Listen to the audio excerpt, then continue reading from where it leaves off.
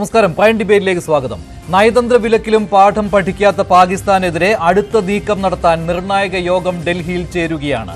ഐക്യരാഷ്ട്രസഭയിൽ പാകിസ്ഥാനെ തെമ്മാടി രാജ്യമെന്ന് പ്രഖ്യാപിച്ച ഇന്ത്യ പാകിസ്ഥാൻ പ്രതിരോധ മന്ത്രിയുടെ വാചകമാണ് തെളിവായി ഉന്നയിച്ചത്. ഭീകരതയെ പാലൂട്ടി വളർത്തിയെന്ന് സമ്മതിക്കുകയും പഹൽഗാം ഇന്ത്യ ആസൂത്രണം ചെയ്തതാണെന്ന ഇരട്ടത്താപ്പെടുക്കുകയും ചെയ്യുന്ന അയൽക്കാരനുള്ള തക്ക മറുപടിയാണ് UN-ൽ ഇന്ത്യൻ പ്രതിനിധി യോജന പട്ടേൽ നൽകിയത്. പഹൽഗാമിൽ കൂട്ടക്കുരുതി നടത്തി ഒളിച്ചിരിക്കുന്ന ഭീകരരെ പുറത്തെത്തിക്കാനുള്ള ശ്രമം തുടരുന്നു. കേന്ദ്ര സർക്കാരിനെതിരെ സംശയമുന്നയിച്ച് വീഡിയോ പുറത്തിറക്കിയ കോൺഗ്രസ് ഇപ്പോൾ രാജ്യം ഒറ്റക്കെട്ടാണെന്ന് തെളിയിക്കാൻ പാർലമെന്റ് സമ്മേളനം വിളിക്കണമെന്നാവശ്യപ്പെട്ട് പ്രധാനമന്ത്രിക്ക് കത്ത് നൽകിയിട്ടുണ്ട്. രാജ്യം നിർണായക തീരുമാനത്തിലേക്ക് നീങ്ങുമ്പോൾ പ്രൈം ഡിബേറ്റ് ചർച്ച ചെയ്യുന്നു. തിരിച്ചടി എപ്പോൾ പ്രതീക്ഷിക്കാം?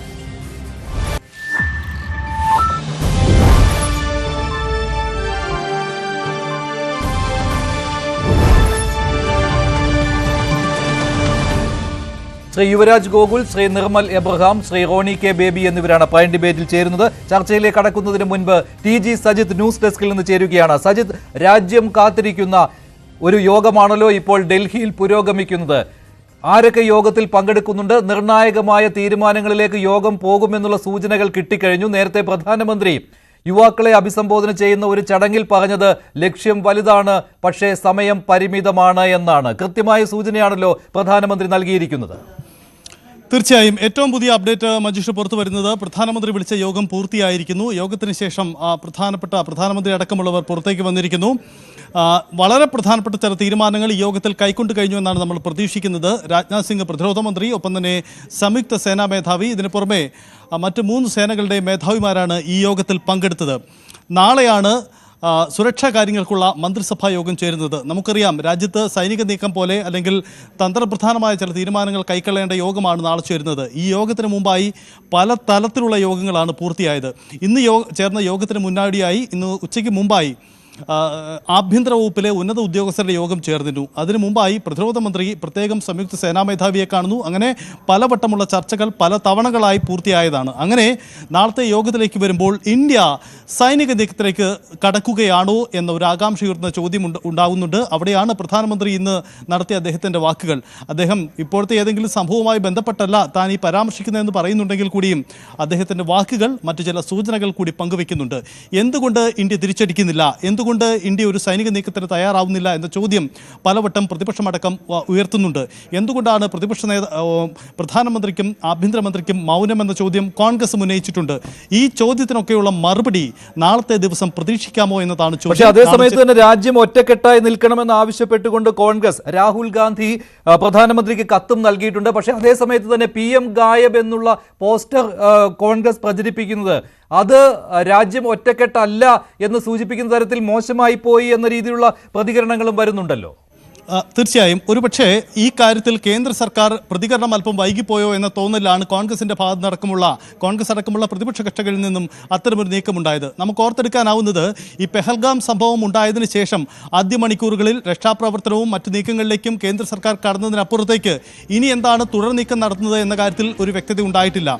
പ്രത്യേകമായി സിന്ധു നദിയിലെ വെള്ളം നൽകുന്നതുമായി ബന്ധപ്പെട്ട ചില തീരുമാനങ്ങൾ കൈക്കൊണ്ടിരുന്നു. അതിനപ്പുറം അതിർത്തിയിൽ ഏതെങ്കിലും തരത്തിലുള്ള തിരിച്ചടിക്ക് കേന്ദ്രം ഒരുങ്ങുന്നു എന്ന സൂചനകളൊന്നും പങ്കുവച്ചിരുന്നില്ല. ഇക്കാര്യത്തിൽ കേന്ദ്ര സർക്കാർ ഒരു മൗനം പുലർത്തുന്ന നിലപാടുണ്ടായിരുന്നു. ഇതാണ് കോൺഗ്രസ് ചോദ്യം ചെയ്തത്.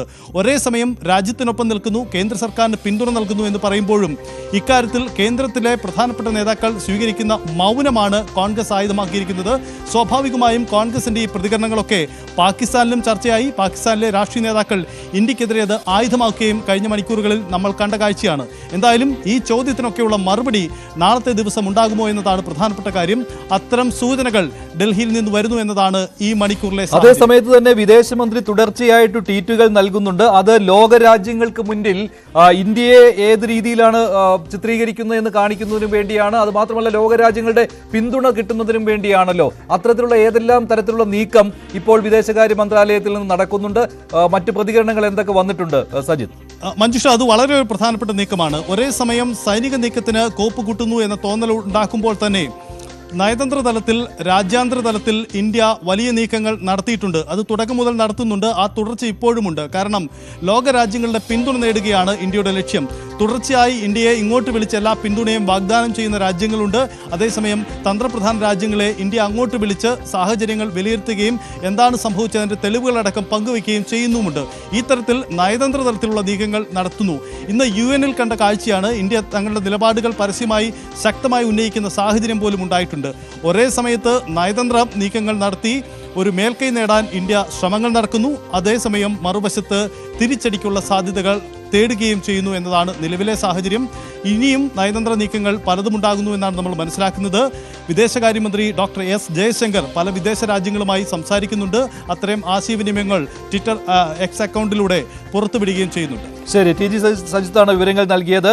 നിർണായകമായ യോഗമാണ് ഡൽഹിയിൽ പൂർത്തിയായത്. പ്രധാനമന്ത്രി ആ യോഗത്തിൽ പങ്കെടുത്തിരുന്നു.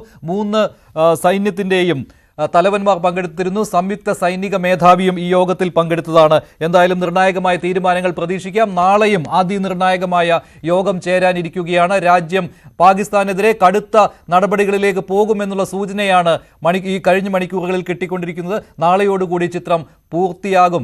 ഒരു പൂർണ്ണ ചിത്രം കിട്ടുമെന്ന് തന്നെ പ്രതീക്ഷിക്കാവുന്നതാണ്. ഇപ്പോൾ ശ്രീ യുവരാജ് ഗോകുൽ, ശ്രീ റോണി കെ ബേബി, ശ്രീ നിർമ്മൽ എബ്രഹാം എന്നിവർ ചേരുകയാണ്. ശ്രീ യുവരാജ് ഗോകുൽ, രാജ്യം കനത്ത തിരിച്ചടി തന്നെ പാകിസ്ഥാന് നൽകണം എന്ന് ആഗ്രഹിക്കുകയാണ്. കഴിഞ്ഞ ദിവസങ്ങളിൽ അങ്ങനെ തന്നെയായിരുന്നു. നയതന്ത്ര വിലക്കുകൾ ഉണ്ടായിരുന്നു. അത് പാകിസ്ഥാനെ പാഠം പഠിപ്പിച്ചിട്ടില്ല എന്നൊരു തോന്നൽ കൂടിയുണ്ടല്ലോ. കാരണം തുടർച്ചയായിട്ട് വിദ്വേഷ പ്രചാരണങ്ങൾ പാകിസ്ഥാനിൽ നിന്ന് വന്നുകൊണ്ടിരിക്കുകയാണ്. ഇന്ത്യ വിരുദ്ധത പ്രകടിപ്പിക്കുന്ന രീതിയിലുള്ള പ്രചാരണങ്ങളാണ് നടന്നുകൊണ്ടിരിക്കുന്നത്. അതുപോലെ തന്നെ കള്ളം പ്രചരിപ്പിക്കുകയാണ് പാകിസ്ഥാൻ. ഇന്ത്യയിലാണ് ഈ അക്രമം ആസൂത്രണം ചെയ്യുന്നത് എന്ന് പോലും പ്രചരിപ്പിക്കുകയാണ് പാകിസ്ഥാൻ. അതിനുള്ള മറുപടി UN-ൽ ഇന്ത്യ നൽകിക്കഴിഞ്ഞു. അത് പാകിസ്ഥാൻ പ്രതിരോധ മന്ത്രിയുടെ വാക്കുകൾ അതേപടി ആവർത്തിച്ചുകൊണ്ടാണ് യോജന പട്ടേൽ UN-ൽ സംസാരിച്ചത്. അത് പാകിസ്ഥാനെ നാണം കെടുത്തിയിട്ടുമുണ്ട്. പക്ഷേ ഒരു കനത്ത തിരിച്ചടി തന്നെ പാകിസ്ഥാന് നൽകണം എന്നുള്ള ആവശ്യത്തിലേക്ക് കാര്യങ്ങൾ പോകുന്നുണ്ട് എന്ന് തന്നെ ഇപ്പോൾ അനുമാനിക്കാൻ പറ്റുമോ?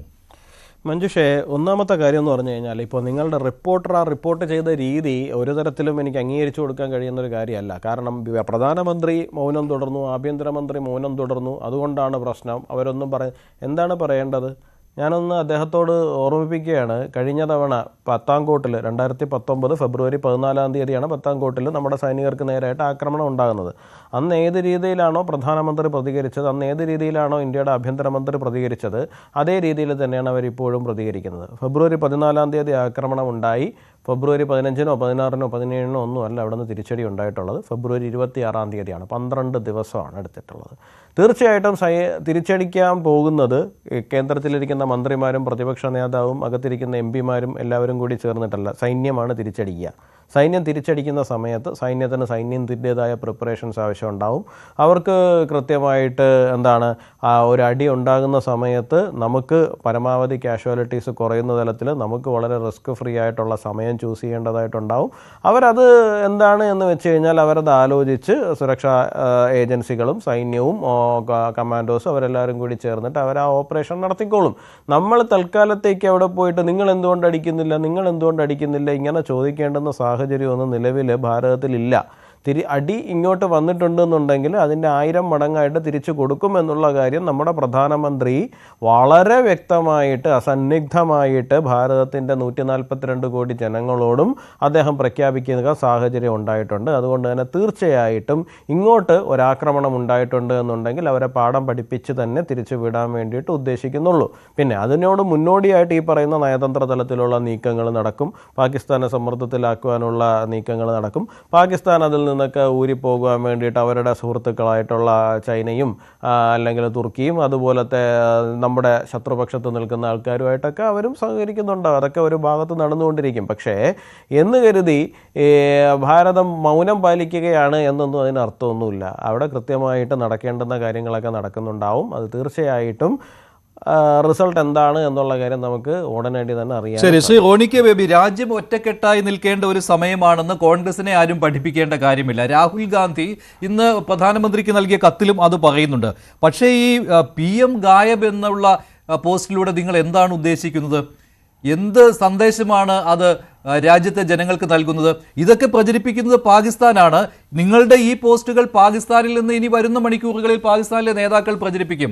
നേരത്തെ കോൺഗ്രസ് കേരളയുടെ പോസ്റ്റ് പോലും അത് കേന്ദ്ര സർക്കാരിനെതിരായിട്ടുള്ളതായിരുന്നു. അത് പാകിസ്ഥാനിൽ നിന്ന് പ്രചരിപ്പിക്കുന്നത് കണ്ടുവല്ലോ. അപ്പോൾ എന്തിനാണ് ഇതിനുള്ള അവസരം ഉണ്ടാക്കി കൊടുക്കുന്നത്? എന്താണ് ഈ PM ഗായബിലൂടെ നിങ്ങൾ ഉദ്ദേശിക്കുന്നത്, ഈ ഹെഡ്ലെസ് പോസ്റ്റിലൂടെ? നമുക്ക് ഈ പറയുന്ന ഒരു പാർട്ടിയുടെ ഏതൊരു വിഷയത്തിലോ അതിന്റെ ഒരു ഔദ്യോഗിക പ്രതികരണം നടത്തേണ്ടത് പാർട്ടിയുടെ അഖിലേന്ത്യാ പ്രസിഡന്റോ അല്ല സംഘടനയുടെ ഉത്തരവാദിത്തപ്പെട്ട ആളുകളാണ്. അപ്പോൾ നമുക്കറിയാം ഒരു സംഭവം ഉണ്ടായി കഴിയുമ്പോൾ, ഒരു വിഷയം ഉണ്ടായി കഴിയുമ്പോൾ സമ്മിശ്രമായിട്ടുള്ള പ്രതികരണങ്ങൾ ഉണ്ടാവും. അത് എല്ലാ പാർട്ടിയുടെയും അണികൾക്കിടയിൽ അല്ലെങ്കിൽ ആ പാർട്ടിയുമായി ചേർന്ന് നിൽക്കുന്ന ആളുകൾക്കിടയിൽ നമ്മുടെ രാജ്യത്ത് തരത്തിലുള്ള വികാരമുണ്ട്. ചില ആളുകൾ പറയുന്നു ഉടനെ തന്നെ തിരിച്ചടിക്കണം, അല്ല ചില ആളുകൾ പറയുന്നു സംയമനത്തോടെ കുറച്ച് സമയം കാത്തിരുന്ന് അതിന് ഉചിതമായ സമയം വരുമ്പോൾ തിരിച്ചടിക്കണം. കാരണം നമുക്കറിയാം, നമ്മുടെ മുമ്പിലുള്ള ഒരു ഉദാഹരണമായി നമ്മൾ ചൂണ്ടിക്കാണിക്കുന്നത് 2019 പുൽവാമയിൽ ആക്രമണം ഉണ്ടായി. നമ്മൾ ഉടൻ തന്നെ ഇവിടെ യുവരാജ് ഗോകുൽ പറഞ്ഞ പോലെ ശരി 12 ദിവസമാണ് ഞാൻ പറയുന്നത്, ഒരു നീണ്ട കാലയളവൊന്നുമല്ല. വളരെ കൃത്യമായി തന്നെ നമ്മൾ തിരിച്ചടിച്ചു. പക്ഷെ അത് പാകിസ്ഥാൻ അപ്രതീക്ഷിതമായിരുന്നു നമ്മൾ ബാലാക്കോട്ടിൽ നടത്തിയ തിരിച്ചടി. പക്ഷെ ഇപ്പോൾ നമ്മൾ നേരിടുന്ന ഒരു പ്രതിസന്ധി, ഒരു പ്രശ്നം, ഞാൻ ഗവൺമെന്റ് ഒരു പ്രതിസന്ധിയിലാണെന്ന് ഒന്നുമല്ല ഞാൻ പറഞ്ഞു വരുന്നത്. ഇടയിൽ ഒരു ആശയക്കുഴപ്പമുണ്ട് നമ്മൾ എങ്ങനെ തിരിച്ചടിക്കാമെന്നുള്ളത്. കാരണം എന്താ, ബാലാക്കോട്ടിൽ നമ്മൾ കൊടുത്ത ഒരു തിരിച്ചടി ഇത് പാകിസ്ഥാൻ ഒരു പാഠമാണ്. അവര് അപ്പോൾ ഈ പറയുന്ന നമ്മുടെ പഹൽഗാമില് ഇങ്ങനെ ഒരു വിഷയം ഉണ്ടായതിനു ശേഷം പാകിസ്ഥാൻ ഉടൻ തന്നെ അവര് അതിനുള്ള എല്ലാ തരത്തിലുള്ള ഇന്ത്യയിൽ നിന്നുള്ള ഒരു തിരിച്ചടി ഉണ്ടായിക്കഴിഞ്ഞാൽ അതിന് നേരിടാനുള്ള എല്ലാ സംവിധാനങ്ങളും അവർ ഒരുക്കിയിട്ടുണ്ട്. ചൈനയിൽ നിന്നാണെങ്കിൽ നമ്മൾ അറിയുന്നത് P-15 പോലെയുള്ള അത്യാധുനിക ബാലിസ്റ്റിക് മിസൈലുകളൊക്കെ ഇപ്പോൾ പിന്നെ പാകിസ്ഥാനിലേക്ക് എത്തിയിട്ടുണ്ട്. ഇപ്പോൾ തുർക്കിയിൽ നിന്ന് നിഷേധിച്ചെങ്കിൽ പോലും കഴിഞ്ഞ ദിവസം അവരുടെ സൈനിക വിമാനം തന്നെയാണ് അവിടെ ലാൻഡ് ചെയ്തിരിക്കുന്നത്. അപ്പോൾ അവിടേക്ക് സംവിധാനങ്ങളെല്ലാം തുർക്കിയുടെ ഭാഗത്തു നിന്നുള്ള സഹായങ്ങൾ എത്തിയിട്ടുണ്ട്. അപ്പോൾ നമുക്കറിയാം, ഇപ്പോൾ പഴയ പോലെ ഒരു ഫുൾ ഫ്ലെഡ്ജ്ഡ് വാറിലേക്ക് നമുക്ക് പോകാൻ കഴിയില്ല. നമുക്ക് വലിയ പരിമിതികളുണ്ട്. കാരണം 1999 ഇതുപോലെ തന്നെ ഒരു ആശയക്കുഴപ്പം ഉണ്ടായിരുന്നു. 99 കാർഗിൽ വാർ. ഇപ്പോൾ തന്നെ നമ്മൾ പാകിസ്ഥാനുമായി ഒരു മുഴുവൻ യുദ്ധത്തിലേക്ക് പോകുന്നു എന്നൊരു പ്രതീതി ഉണ്ടായിരുന്നു. പക്ഷേ നമുക്കറിയാം, നമുക്കൊരു പരിമിതി എന്താണെന്ന് വെച്ചാൽ ഇപ്പോൾ 2 രാജ്യങ്ങളും ആണവ രാജ്യങ്ങളും. ഒരു രാജ്യത്തിന് 10 ലക്ഷത്തോളം സൈന്യമുണ്ട്, എല്ലാ അത്യാധുനിക സംവിധാനങ്ങളുമുണ്ട്. നമുക്ക് ഈ പറയുന്ന ടാങ്കുകൾ ഉൾപ്പെടെ അല്ലെ അത്യാധുനിക വിമാനങ്ങൾ ഉൾപ്പെടെ നേവൽ ഫോഴ്സ് ഉൾപ്പെടെ എല്ലാ സംവിധാനങ്ങളും ഉണ്ട്. മറ്റു രാജ്യത്തിന് നമ്മൾ 4-1 സ്ട്രെങ്ത് ഉണ്ടെങ്കിൽ പോലും ഒരു ആണവ മിസൈൽ എന്ന് പറഞ്ഞാൽ that is equal to all our strength. നമ്മുടെ എല്ലാ ശക്തിക്കും ഈക്വൽ ആണ് പാകിസ്ഥാനുള്ള ഒരു ആണവ മിസൈൽ എന്ന് പറയുന്നത്. അപ്പൊ അതൊരു റിയാലിറ്റിയാണ്. നമുക്കറിയാം, സെക്കൻഡ് വേൾഡ് വാറിന് ശേഷം അമേരിക്കയും സോവിയറ്റ് യൂണിയനും തമ്മിൽ വലിയ ശത്രുത ഉണ്ടായിട്ടുണ്ട് ഒരുപാട് മേഖലകളിൽ. പക്ഷെ അവർ തമ്മിൽ ഒരിക്കലും ഒരു യുദ്ധത്തിലേക്ക് പോയില്ല. നമ്മൾ ഈ ന്യൂക്ലിയർ വെപ്പൺസിനെ കുറിച്ച് പറയുന്നത് അതിനൊരു ഡിറ്ററൻസ് കപ്പാസിറ്റി ഉണ്ടെന്നാണ്, ഡിറ്ററൻസ് പവർ. ഡിറ്ററൻസ് എന്ന് പറഞ്ഞാൽ യുദ്ധത്തെ തടഞ്ഞു നിർത്തുവാനുള്ള ഒരു ശക്തി ഈ ആണവ മിസൈലുകൾക്കുണ്ട്. കാരണം 2 രാജ്യങ്ങളും ന്യൂക്ലിയർ വെപ്പൺ സ്റ്റേറ്റുകളാണ്. ഇപ്പോൾ അത് എസ്റ്റാബ്ലിഷ്ഡ് ആണ്. താങ്കളുടെ നിലപാടിൽ ഇപ്പോൾ രാജ്യം സ്വീകരിക്കുന്ന നടപടികൾ, കേന്ദ്ര സർക്കാർ സ്വീകരിക്കുന്ന നടപടികൾ, അതിൽ തൃപ്തിയുണ്ടോ ഇല്ലയോ? ഈ PM ഗായബിലേക്ക് വന്നു കഴിഞ്ഞാൽ അത് രാജ്യത്തെ 2 തട്ടിൽ നിർത്തുന്ന രീതിയിലുള്ള ഒരു പ്രചാരണമായി പോയി കോൺഗ്രസിന്റെ. കോൺഗ്രസ് ഔദ്യോഗികമായ ഒരു നിലപാടെടുത്തിരുന്നു. 2ാമത്തെ ദിവസം തന്നെ പ്രമേയവും പാസ്സാക്കിയിരുന്നു, കേന്ദ്ര സർക്കാരിന്റെ നടപടികൾക്കൊപ്പം നിൽക്കാമെന്ന്. പക്ഷേ ഇപ്പോൾ PM ഗായബ് എന്നതിലൂടെ എന്ത് സന്ദേശം നിങ്ങൾ നൽകുന്നു എന്നതാണ്. അത് പാകിസ്ഥാന്റെ നാവായി നിങ്ങൾ പ്രവർത്തിക്കുന്നത് പോലെ തോന്നുകയുള്ളൂ. മഞ്ജുഷേ, ഇപ്പോൾ BJP ഭരിക്കുന്ന കേന്ദ്ര ഗവൺമെന്റ്, BJP ആണ് കേന്ദ്ര ഗവൺമെന്റ് നേതൃത്വം നൽകുന്നത്. പക്ഷെ BJPയുടെ സെൻട്രൽ ലീഡർഷിപ്പ് എടുക്കുന്നത് പോലെ കേന്ദ്ര ഗവൺമെന്റ് എടുക്കുന്ന തീരുമാനം പോലെ അതിന് വ്യത്യസ്തമായിട്ടുള്ള എത്രയോ അഭിപ്രായങ്ങൾ BJPയുടെ പല പ്രവർത്തകരുടെ ഭാഗത്തും ഉണ്ടായിട്ടുണ്ട്. പക്ഷെ ഇത് രാജ്യത്തിനെതിരെയായി പോകുന്നില്ലേ? കാരണം ഇത് പാകിസ്ഥാൻ ഉപയോഗപ്പെടുത്തുമ്പോൾ രാജ്യത്തിനെതിരെയായി പോകും. അല്ല, നമ്മൾ ഇതിനകത്ത് പാകിസ്ഥാൻ എന്ന് പറഞ്ഞുള്ളത് നമുക്കിവിടെ വിശ്വാക്കേണ്ട കാര്യമില്ല. കാരണം അവർ നമ്മുടെ ശത്രു രാജ്യമാണ്. പാകിസ്ഥാൻ അവരുടെ പ്രചാരണത്തിൽ ഏറ്റവും വലിയ ആയുധമാക്കി മാറ്റുന്നത് അത് വിദ്വേഷ പ്രചാരണങ്ങളായിരിക്കുമല്ലോ. അതിൽ ഏറ്റവും വലിയ ആയുധമാക്കുന്നത് രാജ്യത്തെ പ്രതിപക്ഷത്തിന്റെ ശബ്ദമാണ്. അതിൽ കോൺഗ്രസിന്റെ ശബ്ദമാണ് പ്രധാനപ്പെട്ടത്. അതാണ് ഞാൻ ചോദിച്ചത്, PM ഗായബ് കൊണ്ട് നിങ്ങൾ ഉദ്ദേശിച്ചത് എന്താണ് എന്ന്. ഞാനൊരു വളരെ കൃത്യമായി പറഞ്ഞിട്ടുണ്ട്, ഞങ്ങളുടെ പാർട്ടിയുടെ ഒരു ഔദ്യോഗിക ഫോറത്തിൽ നിന്നുള്ള ഒരു പ്രചാരണമല്ലത്. ഞാൻ വളരെ കൃത്യമായി തന്നെ ഇവിടെ പാർട്ടിയുടെ, കോൺഗ്രസ് പാർട്ടിയുടെ ഔദ്യോഗിക വക്താവ് എന്ന നിലയിൽ തന്നെ ഞാൻ പറയും, ഞങ്ങളുടെ ഔദ്യോഗിക നിലപാട് പാർട്ടിയുടെ ഒഫീഷ്യൽ സ്റ്റേറ്റ്മെന്റ്, അല്ലെങ്കിൽ ഞാൻ ഇപ്പോൾ ബഹുമാനപ്പെട്ട ശ്രീ രാഹുൽ ഗാന്ധിയോ മല്ലികാർജ്ജുന ഖാർഗെയോ KC വേണുഗോപാലോ ഒരു സ്റ്റേറ്റ്മെന്റ് നടത്തിയിട്ട് അഭിപ്രായം ചോദിച്ചാൽ ഞാൻ വളരെ കൃത്യമായി പറയാം. ഇപ്പോൾ ഇത് പാർട്ടിയുടെ ഒരു ലാബിൽ വെച്ചുകൊണ്ട്, ഇല്ലെങ്കിൽ ഇതിന് പിന്നിൽ ഒരുപക്ഷെ ഇതിനകത്ത് കുത്തിത്തിരിപ്പിക്കാൻ വേണ്ടി ശ്രമിക്കുന്ന ആളുകളായിരിക്കാം. കാരണം ഈ രാജ്യത്ത് അന്തഃഛിദ്രങ്ങൾ ഉണ്ടാകണമെന്നും ഭരണപക്ഷവും പ്രതിപക്ഷവും തമ്മിൽ അഭിപ്രായ വ്യത്യാസം ഉണ്ടാകണമെന്ന് ആഗ്രഹിക്കുന്ന 5 പത്തുകൾ നമ്മുടെ രാജ്യത്ത് തന്നെയുണ്ട്. നമ്മൾ നിഷേധിച്ചിട്ട് കാര്യമില്ല. പക്ഷേ ഇത് വീഡിയോ ഒന്നും കോൺഗ്രസിന്റെ ഔദ്യോഗികമല്ല എന്ന് പറയുവാൻ കഴിയുകയില്ല. അല്ലെ? അതിനകത്ത് ഞാൻ പറഞ്ഞോളട്ടെ, അത് ഞാൻ പറഞ്ഞില്ല, പാർട്ടിയുമായി ബന്ധപ്പെട്ട് നിൽക്കുന്ന ഒരുപാട് ആളുകളുണ്ടാവാം, അവർക്കൊക്കെ സമ്മിശ്രിതമായ വികാരങ്ങളുണ്ടാവും. ഇപ്പൊ ഞാൻ പറഞ്ഞില്ലേ, ഇപ്പോൾ നമ്മളൊക്കെ പക്വതയുള്ള രാഷ്ട്രീയ പ്രവർത്തകരായതുകൊണ്ട് നമുക്കറിയാം രാജ്യം തിരിച്ചടി കൊടുക്കാനുള്ള ഉചിതമായ സമയമായിട്ടില്ല. സമയവും പിന്നെ സാഹചര്യമുണ്ട്. അല്ലാതെ എടുത്തിയാടി പെട്ടെന്ന് പാകിസ്ഥാന് ഒരു തിരിച്ചടി കൊടുത്തു, അതിൻ്റെ അകത്ത് ഒരു രാഷ്ട്രീയം നമുക്കറിയാം. 1971 ബംഗ്ലാദേശ് ക്രൈസിസ് വന്നപ്പോൾ തന്നെ അത് ഈ പറയുന്ന ഏപ്രിൽ മെയ് മാസങ്ങളിലാണ് അഭയാർത്ഥി പ്രവാഹം ഇവിടേക്കുണ്ടായത്. പക്ഷെ നമ്മൾ തിരിച്ചടി കൊടുത്തത് ഡിസംബർ മാസമാണ്. 6-7 മാസം കാത്തിരുന്നതിന് ശേഷമാണ് 71 വാർ ഉണ്ടായത്. നമുക്കറിയാം അതിന് ഒരു പക്വതയായിട്ടുള്ള ഒരു പൊളിറ്റിക്കൽ ലീഡർഷിപ്പ് നമ്മുടെ രാജ്യത്തുണ്ട്. ഞങ്ങളുടെ പ്രധാനമന്ത്രിയുടെ, കാരണം നരേന്ദ്രമോദി എന്ന് പറയുന്ന വ്യക്തി രാജ്യത്തിന് മുഴുവൻ പ്രധാനമന്ത്രിയാണ്, അദ്ദേഹത്തിന്റെ കഴിവിനെ ഒന്നും ഞങ്ങൾ പിന്നെ കുറച്ച് കളിക്കാൻ വേണ്ടി ആഗ്രഹിക്കുന്നില്ല. അതിന്റെ ഉചിതമായ സമയത്ത് തന്നെ പിന്നെ അത് ഞങ്ങൾ ആണ്. ഞങ്ങളുടെ സ്റ്റാൻഡ് വളരെ വ്യക്തമാണ്. ഞങ്ങൾ ആവശ്യപ്പെട്ടത് എന്താ? ഞങ്ങൾ പറയുന്നു പാർലമെന്റ് വിളിച്ചുകൂട്ടണം. ഞങ്ങൾക്ക് വലിയ സന്തോഷമുണ്ട്. നമ്മുടെ സർവകക്ഷി യോഗം വിളിച്ചുകൂട്ടി. ഞങ്ങൾ വളരെയധികം അഭിനന്ദിക്കുകയാണ് ഗവൺമെന്റിന്. തീർച്ചയായിട്ടും ഞാൻ തുറന്ന മനസ്സോടെ തന്നെ അഭിനന്ദിക്കുന്നു. കാരണം ഒരു ക്രൈസിസ് ഉണ്ടായി, പ്രതിപക്ഷത്തെ കൊണ്ട് വിശ്വാസം എടുത്തു, പക്ഷെ പ്രധാനമന്ത്രി അതിന് പങ്കെടുത്തില്ല എന്നുള്ള ഒരു വിമർശനം ഞങ്ങൾക്കുണ്ട്. അത് ഞങ്ങൾ പരസ്യമായി തന്നെ പറഞ്ഞിട്ടുമുണ്ട്. പ്രധാനമന്ത്രി ഇതിനകത്ത് പങ്കെടുക്കേണ്ടതായിരുന്നു. കാരണം രാജ്യത്ത് ഇത്രയും ഗുരുതരമായ ഒരു വിഷയം ഉണ്ടായപ്പോൾ അദ്ദേഹം അവിടെ നിന്ന് മാറി നിൽക്കാൻ പാടില്ല. അദ്ദേഹം പിന്നെ ബീഹാറിലെ തെരഞ്ഞെടുപ്പ് പ്രസംഗത്തിൽ പോയതിനെ ഞങ്ങൾക്ക് ഇതിനകത്ത് ശക്തമായ അഭിപ്രായ വ്യത്യാസമുണ്ട്. കാരണം രാജ്യം ഇങ്ങനെ ഒരു പ്രതിസന്ധി നേരിടുമ്പോൾ അങ്ങനെ ആയിരുന്നില്ല, അങ്ങനെ ഒരു ശൈലി ആയിരുന്നില്ല. കാരണം അദ്ദേഹത്തിന് അതായിരുന്നു പ്രധാനം. കാശ്മീർ വിഷയത്തെക്കാൾ ഉപരി ബീഹാറിലെ തെരഞ്ഞെടുപ്പ് യോഗമായിരുന്നു അദ്ദേഹത്തിന് പ്രധാനമെന്ന് ചോദിച്ചു കഴിഞ്ഞാൽ പിന്നെ നമുക്ക് അതിന്റെ അടുത്തൊന്നും പറയാനായിട്ടില്ല. കാരണം പക്ഷേ ഞങ്ങളുടെ നിലപാട് എന്ന് പറഞ്ഞാൽ പാർട്ടി ഔദ്യോഗിക നിലപാട്, ഇന്ത്യൻ നാഷണൽ കോൺഗ്രസ് ഔദ്യോഗിക നിലപാട്, ഞങ്ങൾ ഇതിനകത്ത് ഒരു അവസരവും ഞങ്ങൾ കാണാൻ വേണ്ടി ആഗ്രഹിക്കുന്നില്ല. ഞങ്ങൾക്ക് രാജ്യത്തിന്റെ സുരക്ഷ, ഈ രാജ്യത്തിന്റെ ഐക്യമാക്കേണ്ടത് അത് തന്നെയാണ്. ശരി, അതെല്ലാവരുടെയും മനസ്സിൽ അതാണ് വേണ്ടത്. രാജ്യത്തിന്റെ ഐക്യവും അഖണ്ഡതയും കാത്തു സൂക്ഷിക്കേണ്ട ഒരു സമയമാണിത്. ഒറ്റക്കെട്ടായി നിൽക്കേണ്ട സമയമാണ്. ശ്രീ യുവരാജ് ഗോകുൽ പക്വമായി തന്നെയാണ് റോണി കെ ബേബി അതിൽ അഭിപ്രായം പറഞ്ഞത്. പക്ഷേ ഈ PM ഗായബാണല്ലോ ഇപ്പോൾ രാജ്യവ്യാപകമായിട്ട് BJP അതൊരു വിഷയമാക്കി എടുക്കുന്നുമുണ്ട്. അത് എടുക്കുകയും വേണം. കാരണം എന്ന് പറഞ്ഞാൽ ഈ സമയത്ത് ഇത്തരം ഒരു പ്രചാരണം കോൺഗ്രസ് നടത്തിയത് ശരിയായിട്ടില്ല. പക്ഷേ റോണി പറയുന്നത് അത് ഔദ്യോഗികമായിട്ട് കോൺഗ്രസിന്റെ ഒരു പ്രഖ്യാപനമോ ഒരു പ്രചാരണമോ അല്ല എന്നാണ്. അല്ല, ശ്രീ റോണി കെ ബേബി വളരെ പക്വമായിട്ട് ഇവിടെ പ്രതികരിച്ചു. അതിനകത്ത് കാണുന്നതിനകത്ത് ഒരുപാട് സന്തോഷമുണ്ട്. അതുകൊണ്ട് തന്നെയാണ് തീർച്ചയായിട്ടും ഫസ്റ്റ് റൗണ്ടിൽ ഞാൻ കോൺഗ്രസിനെ, ഇത് രാഷ്ട്രീയം പറയേണ്ടുന്ന സമയമല്ല എന്നുള്ളത് കൊണ്ടാണ് ഞാൻ അതിനകത്ത് കോൺഗ്രസിനെ കടന്നാക്രമിക്കാതെ പാകിസ്ഥാന്റെ വിഷയങ്ങളിലേക്ക് മാത്രം പോയത്. അദ്ദേഹത്തിന്റെ പ്രതികരണം അനുസരിച്ച് സംസാരിക്കാമെന്നുള്ളതായിരുന്നു. അദ്ദേഹം അങ്ങനെ പ്രതികരിച്ചതിനകത്ത് ഒരുപാട് സന്തോഷമുണ്ട്. പക്ഷേ ശ്രീ റോണി കെ ബേബി അങ്ങ് പറഞ്ഞ ഒരു പ്രധാന പോയിന്റ് എന്ന് പറയുന്നത് കോൺഗ്രസിന്റെ ഏതെങ്കിലും പ്രധാനപ്പെട്ട നേതാക്കൾ പറഞ്ഞിരിക്കുന്ന ഒരു സ്റ്റേറ്റ്മെന്റ് അല്ല അത്. കോൺഗ്രസിലെ പലർക്കും പലതരത്തിലുള്ള അഭിപ്രായങ്ങൾ ഉണ്ടാകുമെന്നാണ് അങ്ങ് പറഞ്ഞിരിക്കുന്നത്. പക്ഷെ അങ്ങ് മനസ്സിലാക്കേണ്ടുന്ന കാര്യം, കോൺഗ്രസിന്റെ ഏതെങ്കിലും ഒരു നേതാക്കൾ ട്വീറ്റ് ചെയ്തതോ അല്ലെങ്കിൽ കോൺഗ്രസിന്റെ ഏതെങ്കിലും പ്രവർത്തകർ ഫേസ്ബുക്കിനകത്ത് കുറിച്ചതോ നിങ്ങളുടെ ഏതെങ്കിലും സോഷ്യൽ മീഡിയ ഗ്രൂപ്പുകളിൽ നിന്ന് വന്നതോ അല്ല. ഇന്ത്യൻ നാഷണൽ കോൺഗ്രസിന്റെ ഔദ്യോഗികമായ ട്വിറ്റർ അല്ല, ഇപ്പോൾ എക്സ് ഹാൻഡിലിൽ നിന്ന് വന്നിരിക്കുന്ന ഒരു പോസ്റ്റാണത്. അപ്പോൾ തീർച്ചയായിട്ടും അത് കോൺഗ്രസിന്റെ ഔദ്യോഗിക നിലപാടായിട്ടാണ് അത്തരത്തിലൊരു കാര്യം പുറത്തേക്ക് വന്നിരിക്കുന്നത്. നിങ്ങളൊരു കാര്യം മനസ്സിലാക്കേണ്ടതെന്ന് പറഞ്ഞു കഴിഞ്ഞാൽ, നിലവിൽ നമ്മൾ പാകിസ്ഥാനിലേക്ക് നോക്കിക്കഴിഞ്ഞു കഴിഞ്ഞാൽ സാധാരണഗതിയിൽ അവിടെ ഈ ചപ്പാത്തിക്ക് വേണ്ടി അടിയുണ്ടാക്കുന്ന ഒരു രാജ്യമാണ് പാകിസ്ഥാൻ എന്ന് പറയുന്നത്. അവിടുത്തെ പ്രതിപക്ഷ നേതാക്കൾ വരെ പറയുന്നത് വെള്ളം ഇങ്ങോട്ടേക്ക് വന്നില്ലെങ്കിൽ ഇന്ത്യയുടെ ചോര ഒഴുക്കും എന്ന്, ഇന്ത്യക്കാരുടെ രക്തമൊഴുക്കും എന്നാണ് ബിലാവൽ ഭൂട്ടോ ഉൾപ്പെടെയുള്ള അവിടുത്തെ പ്രതിപക്ഷത്തിരിക്കുന്ന പാകിസ്ഥാനിലെ നേതാക്കൾ വരെ പറയുന്ന സമയത്ത്, നിങ്ങളുടെ നേതാക്കൾ അല്ലെങ്കിൽ നിങ്ങളുടെ പാർട്ടി ഔദ്യോഗികമായിട്ട് നമ്മുടെ പ്രധാനമന്ത്രിയെ കാണാനില്ല എന്നുള്ള തലത്തിൽ PM ഗായബ് എന്ന് പറഞ്ഞ് നിങ്ങളൊരു പോസ്റ്റുമായിട്ട് വരുന്ന സമയത്ത് ഇത് പാകിസ്ഥാൻ അവിടെ ഏത് രീതിയിലാണ് ആഘോഷിക്കുക എന്നുള്ള കാര്യത്തെക്കുറിച്ചിട്ട് നിങ്ങൾക്ക് കുറച്ചുകൂടി ഉത്തരവാദിത്വ ബോധം ഉണ്ടാകേണ്ടതാണ്.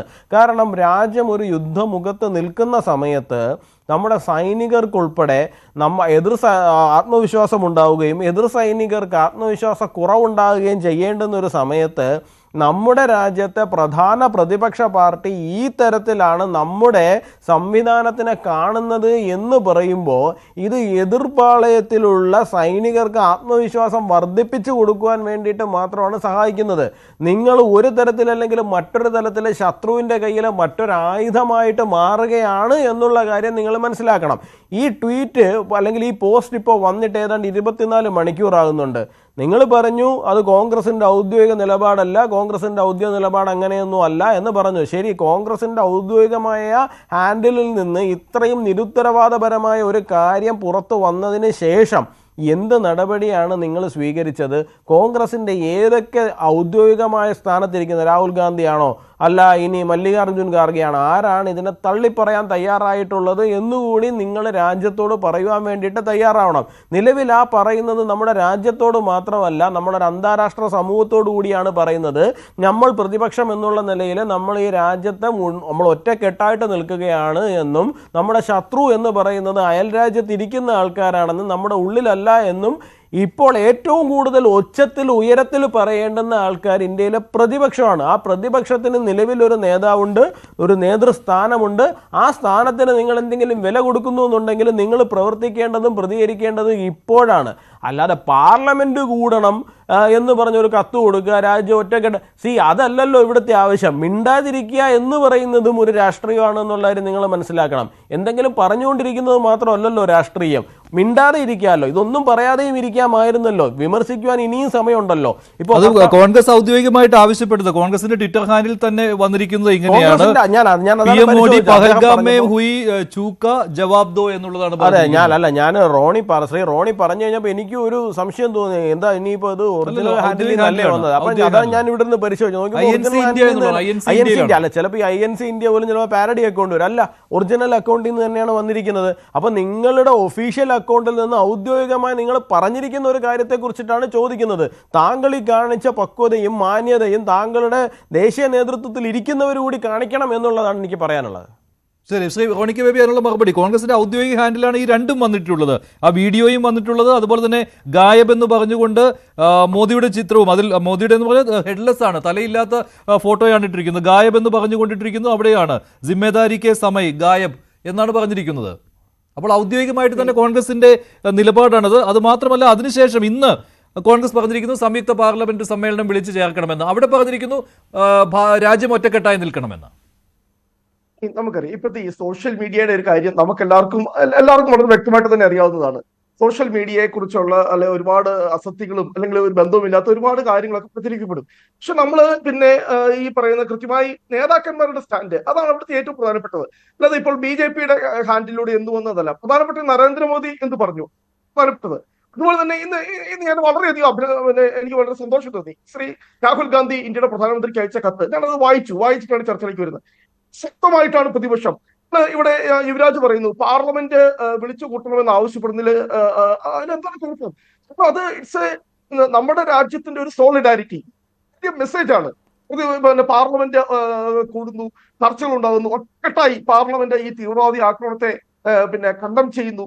രാജ്യത്തിന് നമ്മളെല്ലാവരും അതാണ് കാരണം, രാജ്യം ഒന്നിച്ചു നിൽക്കുന്നു, അല്ലെ രാജ്യം ഒറ്റക്കെട്ടാണ് എന്നൊരു സന്ദേശം കൊടുക്കാൻ ഏറ്റവും നല്ലത് ഞാൻ പറയുന്നത് പാർലമെന്റ് ആണ്. അവിടെ ഞാൻ ഒരിക്കലും പ്രതീക്ഷിക്കുന്നില്ല ഇപ്പോൾ നാളെ പാർലമെന്റ് സമ്മേളനം വിളിച്ചു കൂട്ടാൻ വേണ്ടി ഇപ്പോൾ കോൺഗ്രസ് ആവശ്യപ്പെട്ടത് ഞാൻ അങ്ങയുടെ സമയത്ത് കയറി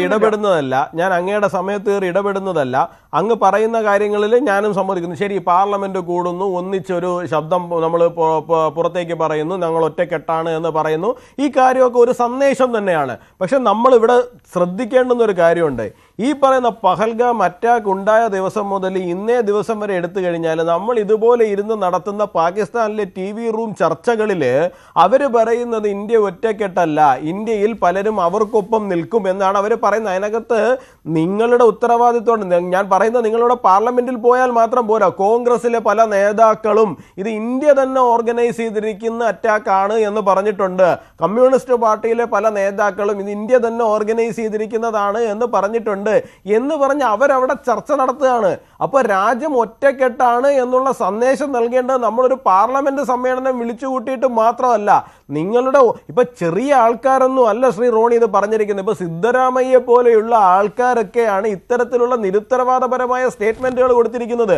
അവരെ വിലക്കാനോ അവരോട് ഒരു തവണ പോലും അവരെ വിളിച്ചിട്ട് ചോദ്യം ചെയ്യുവാനോ നിങ്ങൾ എന്തുകൊണ്ട് ഇങ്ങനെ പറയുന്നു എന്ന് ഇനി പറയരുത് എന്ന് പറയുവാനോ ഉള്ള ഒരു തരത്തിലുള്ള ഉത്തരവാദിത്വപ്പെട്ട ഒരു സ്റ്റേറ്റ്മെന്റ് ആവട്ടെ നീക്കമാവട്ടെ നിങ്ങളുടെ സെൻട്രൽ ലീഡർഷിപ്പിന്റെ ഭാഗത്ത് നിന്ന് കാണുന്നില്ല. ഞാനിത് പറയുന്നത് നമ്മളിപ്പോൾ ഡിബേറ്റിൽ എനിക്ക് അങ്ങയെ പറഞ്ഞ് തോൽപ്പിക്കുവാൻ വേണ്ടിയിട്ടോ അങ്ങയുടെ മേളിൽ സ്കോർ ചെയ്യാൻ സമയവുമല്ല. മറ്റൊരു കാര്യം കൂടി ഇവിടെയുണ്ട്. ഇപ്പോൾ പാകിസ്ഥാനിലെ യൂട്യൂബ് ചാനലുകൾ ഇന്ത്യയിൽ നിരോധിച്ചത് കൊണ്ടാണ്. അതല്ലായിരുന്നുവെങ്കിൽ ഇപ്പോൾ ഈ വീഡിയോകൾ നമുക്ക് പാകിസ്ഥാന്റെ യൂട്യൂബ് ചാനലുകളിൽ കാണാമായിരുന്നു. കാരണം പാകിസ്ഥാനിലെ യൂട്യൂബ് ചാനലുകൾ സ്വാഭാവികമായിട്ടും ഈ വീഡിയോകളായിരിക്കും കോൺഗ്രസ് ഇട്ടിരിക്കുന്ന ഈ വീഡിയോകളായിരിക്കും പ്രചരിപ്പിക്കുന്നത്. അവിടെ അവർ കൊടുക്കുന്ന വിദ്വേഷ പ്രചാരണം എന്ന് പറയുന്നത് ഇത് ഇന്ത്യ ആസൂത്രണം ചെയ്തതാണ്, അവിടെ പ്രതിപക്ഷം ഇക്കാര്യം പറയുന്നുവെന്നാണ്. യുവരാജ് പറഞ്ഞ മറ്റൊരു കാര്യം കൂടി ഉണ്ടല്ലോ ശ്രീ റോണി കെ ബേബി, പാകിസ്ഥാനിൽ പ്രതിപക്ഷം അവിടെ സർക്കാരിന് പിന്തുണ നൽകുകയാണ്. ഞാൻ ഒരു കാര്യം കൂടി അങ്ങോട്ട് പറഞ്ഞോളട്ടെ. ഇന്നിപ്പോ UN ഇന്ത്യ സംസാരിച്ചിട്ടുണ്ട്, പാകിസ്ഥാനെ കോർണർ ചെയ്ത് സംസാരിച്ചിട്ടുണ്ട്. പാകിസ്ഥാൻ മറുപടി പറയുകയാണ് എന്നുണ്ടെങ്കിൽ തീർച്ചയായിട്ടും പറയുവാൻ പോകുന്നത് നമ്മുടെ നാട്ടിലെ പ്രതിപക്ഷത്തുള്ള രാഷ്ട്രീയ നേതാക്കൾ പറഞ്ഞിട്ടുണ്ട് ഇത് ഇന്ത്യ തന്നെ ഓർഗനൈസ് ചെയ്ത അറ്റാക്കാണ് ഇന്ത്യയുടെ ജനതയ്ക്കെതിരെ എന്ന് പറഞ്ഞിട്ടായിരിക്കും പാകിസ്ഥാൻ അവിടെ അതിനെ ഡിഫെൻഡ് ചെയ്യാൻ വേണ്ടിയിട്ട് പോകുന്നത്. ഈ സാഹചര്യം പൊളിറ്റിക്കലി സൃഷ്ടിക്കുന്നത് നിങ്ങൾക്കാണ് അതിന്റെ ഉത്തരവാദിത്വം, മറ്റൊരാൾക്കും അല്ല അതിന്റെ ഉത്തരവാദിത്വം. അത് നിങ്ങളെ കൊണ്ട് മാത്രമേ നിയന്ത്രിക്കുവാനും സാധിക്കുകയുള്ളൂ. ശരി, ശ്രീ റോണി കെ ബേബി, ഒരു നിയന്ത്രണം ഉണ്ടാകുമെന്ന് തന്നെ പ്രതീക്ഷിക്കാമല്ലോ അല്ലേ? എനിക്ക് ഒരു മിനിറ്റ് മറുപടി തരണം, ഒറ്റ മിനിറ്റ്. മഞ്ജുഷേ, ഞാൻ ഈ പൊളിറ്റിക്സ് എല്ലാം മാറ്റി നിർത്തി ഒരു കാര്യം പറഞ്ഞോട്ടെ. ഇന്ത്യയിൽ അടിസ്ഥാനപരമായിട്ടുള്ള ഒരു വികാരമുണ്ട്, അത് നമ്മൾ ചരിത്രത്തിൽ എന്നും കണ്ടിട്ടുള്ള എന്നൊക്കെ പ്രതിസന്ധി ഈ രാജ്യം നേരിട്ടിട്ടുണ്ടോ, ഈ രാജ്യത്തെ ജനങ്ങൾ മുഴുവൻ ആരെങ്കിലും അതിനെതിരെ പറഞ്ഞാൽ, അത് ഇപ്പൊ എന്റെ പാർട്ടി ആയിക്കോട്ടെ ഏത് പാർട്ടി ആയിക്കോട്ടെ, അവരെ ജനം ഒറ്റപ്പെടുത്തും എന്നുള്ളത് വളരെ വ്യക്തമാണ്. ഞാൻ തുറന്നു തന്നെ ഉദാഹരണം ഇവിടെ ചൂണ്ടിക്കാണിക്കുക, യുവരാജിന് അതിനകത്ത് വിഷമമൊന്നും തോന്നരുത്. 2008 ഞാൻ ഉദാഹരണ സഹിതം പറയാം, മുംബൈ സ്റ്റേറ്റ് ആയിക്കോട്ടെ, ആ സമയത്താണ് ഡൽഹി അസംബ്ലി തെരഞ്ഞെടുപ്പ് വരുന്നത്. BJP വൻ ഭൂരിപക്ഷത്തിൽ ജയിക്കുമെന്ന എല്ലാ പ്രവചനങ്ങളും നടക്കുന്ന സമയമാണ്. ആ മുംബൈ ടെററിസ്റ്റ് അറ്റാക്ക് ഉണ്ടായപ്പോൾ പ്രധാനമന്ത്രി മൻമോഹൻ സിംഗ് പ്രതിപക്ഷ നേതാവ് എൽ കെ അദ്വാനിയോട് പറഞ്ഞു, നമുക്ക് ഒന്നിച്ചൊരു വിമാനത്തിൽ ഡൽഹിയിൽ നിന്ന് മുംബൈയിൽ പോകാം, അവിടെ ചെന്നുകൊണ്ട് നമുക്ക് ഒന്നിച്ച് ഈ ഇതിനെ നമുക്ക് കണ്ടം ചെയ്യാം, അല്ലെങ്കിൽ നമുക്ക് ഇതിനെ അപലപിക്കാം, അല്ലെ തള്ളി പറയാം, ഈ ടെററിസത്തെ നമുക്ക് തള്ളി പറയാം, രാജ്യം ഒറ്റക്കെട്ടാണെന്നൊരു മെസ്സേജ് നൽകാം. പക്ഷെ അദ്വാനി എന്ത് ചെയ്തറിയോ, ആ തൊട്ട് മുൻപേ മൻമോഹൻ സിംഗ് പോകുന്നതിന് മുമ്പേ അദ്ദേഹം വിമാനം കയറി ഡൽഹിയിൽ ചെന്ന് പറഞ്ഞു ഇത് സർക്കാരിന്റെ വീഴ്ചയാണ്, സർക്കാരിന്റെ ഭരണപരാജയമാണ്. എങ്ങനെയാണ് ഇന്ത്യയിലെ ജനം തിരിച്ചടി കൊടുത്തതറിയോ? ഡൽഹി തെരഞ്ഞെടുപ്പില് BJP വലിയ ഇതില് പരാജയപ്പെട്ടു. അതാണ് ഈ രാജ്യത്തിന്റെ ഒരു പൊതുവികാരം. അത് കോൺഗ്രസിനും BJPക്കും എല്ലാവർക്കും ബാധകമാണ്. ഏത് രാഷ്ട്രീയ പ്രസ്ഥാനം ഇതുപോലെ രാജ്യശ്രീ, ഇത് നമ്മുടെ അഭിമാനമാണ്, നമുക്ക് പോരാട്ടം, നമ്മുടെ രാജ്യം. കാരണം പാകിസ്ഥാൻ ഇന്ത്യ എന്ന രാജ്യത്തിനെതിരെ 47 പാകിസ്ഥാൻ ഉണ്ടായ അന്ന് മുതൽ അവർ നമ്മുടെ രാജ്യത്തെ തകർക്കാൻ വേണ്ടി ശ്രമിക്കുക. അപ്പോൾ ഇതിന്റെ അകത്ത് എന്റെ പ്രസ്ഥാനം, ഞാൻ പ്രതിനിധിക്കുന്ന ഇന്ത്യൻ നാഷണൽ കോൺഗ്രസ് 1% പോലും ആരെങ്കിലും ഒക്കെ അവിടെ സിദ്ധാരാമയുടെ കാര്യം പറഞ്ഞു. സിദ്ധാരാമയ്യ എന്താ പറഞ്ഞോ, വാർ ഈസ് എ ലാസ്റ്റ് റിസോർട്ട്. ഇതാ നമ്മളെല്ലാവരും പറയുന്നത്. നമ്മൾ ആരും ആഗ്രഹിക്കുന്നില്ല നാളെ ഇപ്പോൾ ഇന്ത്യ പാകിസ്ഥാൻ അങ്ങോട്ട് അറ്റാക്ക് ചെയ്ത്, പാകിസ്ഥാൻ തിരിച്ച് ഇങ്ങോട്ട് അറ്റാക്ക് ചെയ്ത് നമ്മുടെ കുറെ ഉത്തരവാദിത്തപ്പെട്ട ഒരു പ്രതികരണം ഉണ്ടായത് ശശി തരൂരിന്റെ ഭാഗത്തു നിന്ന് മാത്രമാണ്. തരൂർ പറഞ്ഞത് പക്ഷേ കോൺഗ്രസിന്റെ ചില നേതാക്കൾ തരൂരിനെതിരെ രംഗത്തെത്തുകയും ചെയ്തിരുന്നു. ശ്രീ റോണി കെ ബേബി, ഞാൻ രണ്ടുപേരിലേക്ക് വരാം. അതിനു മുമ്പ് ശ്രീ നിർമ്മൽ എബ്രഹാം, ഇന്നത്തെ യോഗം നിർണായകമായിരുന്നു, നാളെ അതിനിർണായകമായ യോഗം ചേരാൻ ഇരിക്കുകയാണ്. രാജ്യം ഒരു സൈനിക നീക്കത്തിലേക്ക് പാകിസ്ഥാനെതിരെ പോകുന്നുവെന്ന ഒരു പ്രതീതി ഉണ്ടാകുന്നുണ്ടോ?